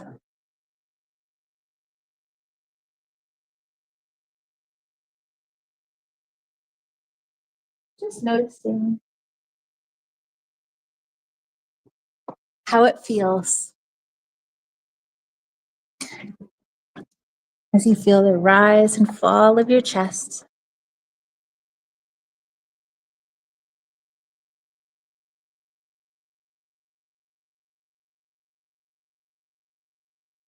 Feeling how energizing those inhales can be. In through the mouth, the nose,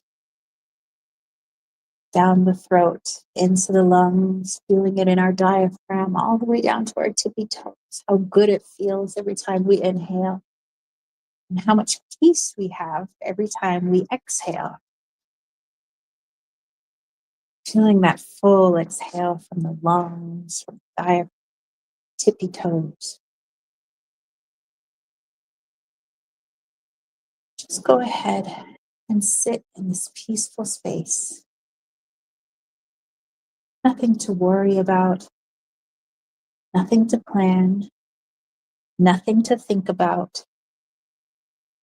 It's just you and your breath.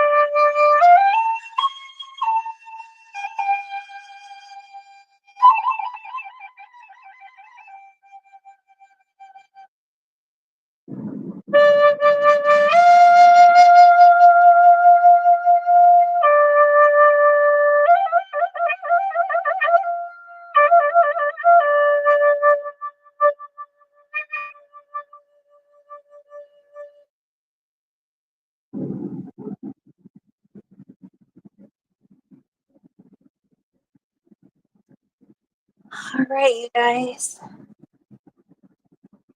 Go ahead, and if you had your eyes closed, go ahead and open your eyes. Bring your awareness back into your body, wiggling your fingers and toes, perhaps giving yourself a little stretch. Yay! All right, my magical homies. I thank you so much for hanging out with me today. I know it was kind of a long live chat, 3 hours. What's up? But you know what? We're just making up for missing our live chat last week. But thank you guys so much for hanging out with me, for all the people who allowed me to read for them. It's always such an honor, for all of my mighty moderators that were here helping to moderate, keep things kosher. And all of your beautiful input, sharing your stories, your laughter, your love, your light, all of that good stuff, all of your well wishes for me, for my friends, family, those of you that have sent, some good vibes, Reiki, healing prayers to my godson and to his family and all that. We truly appreciate it. I thank you guys.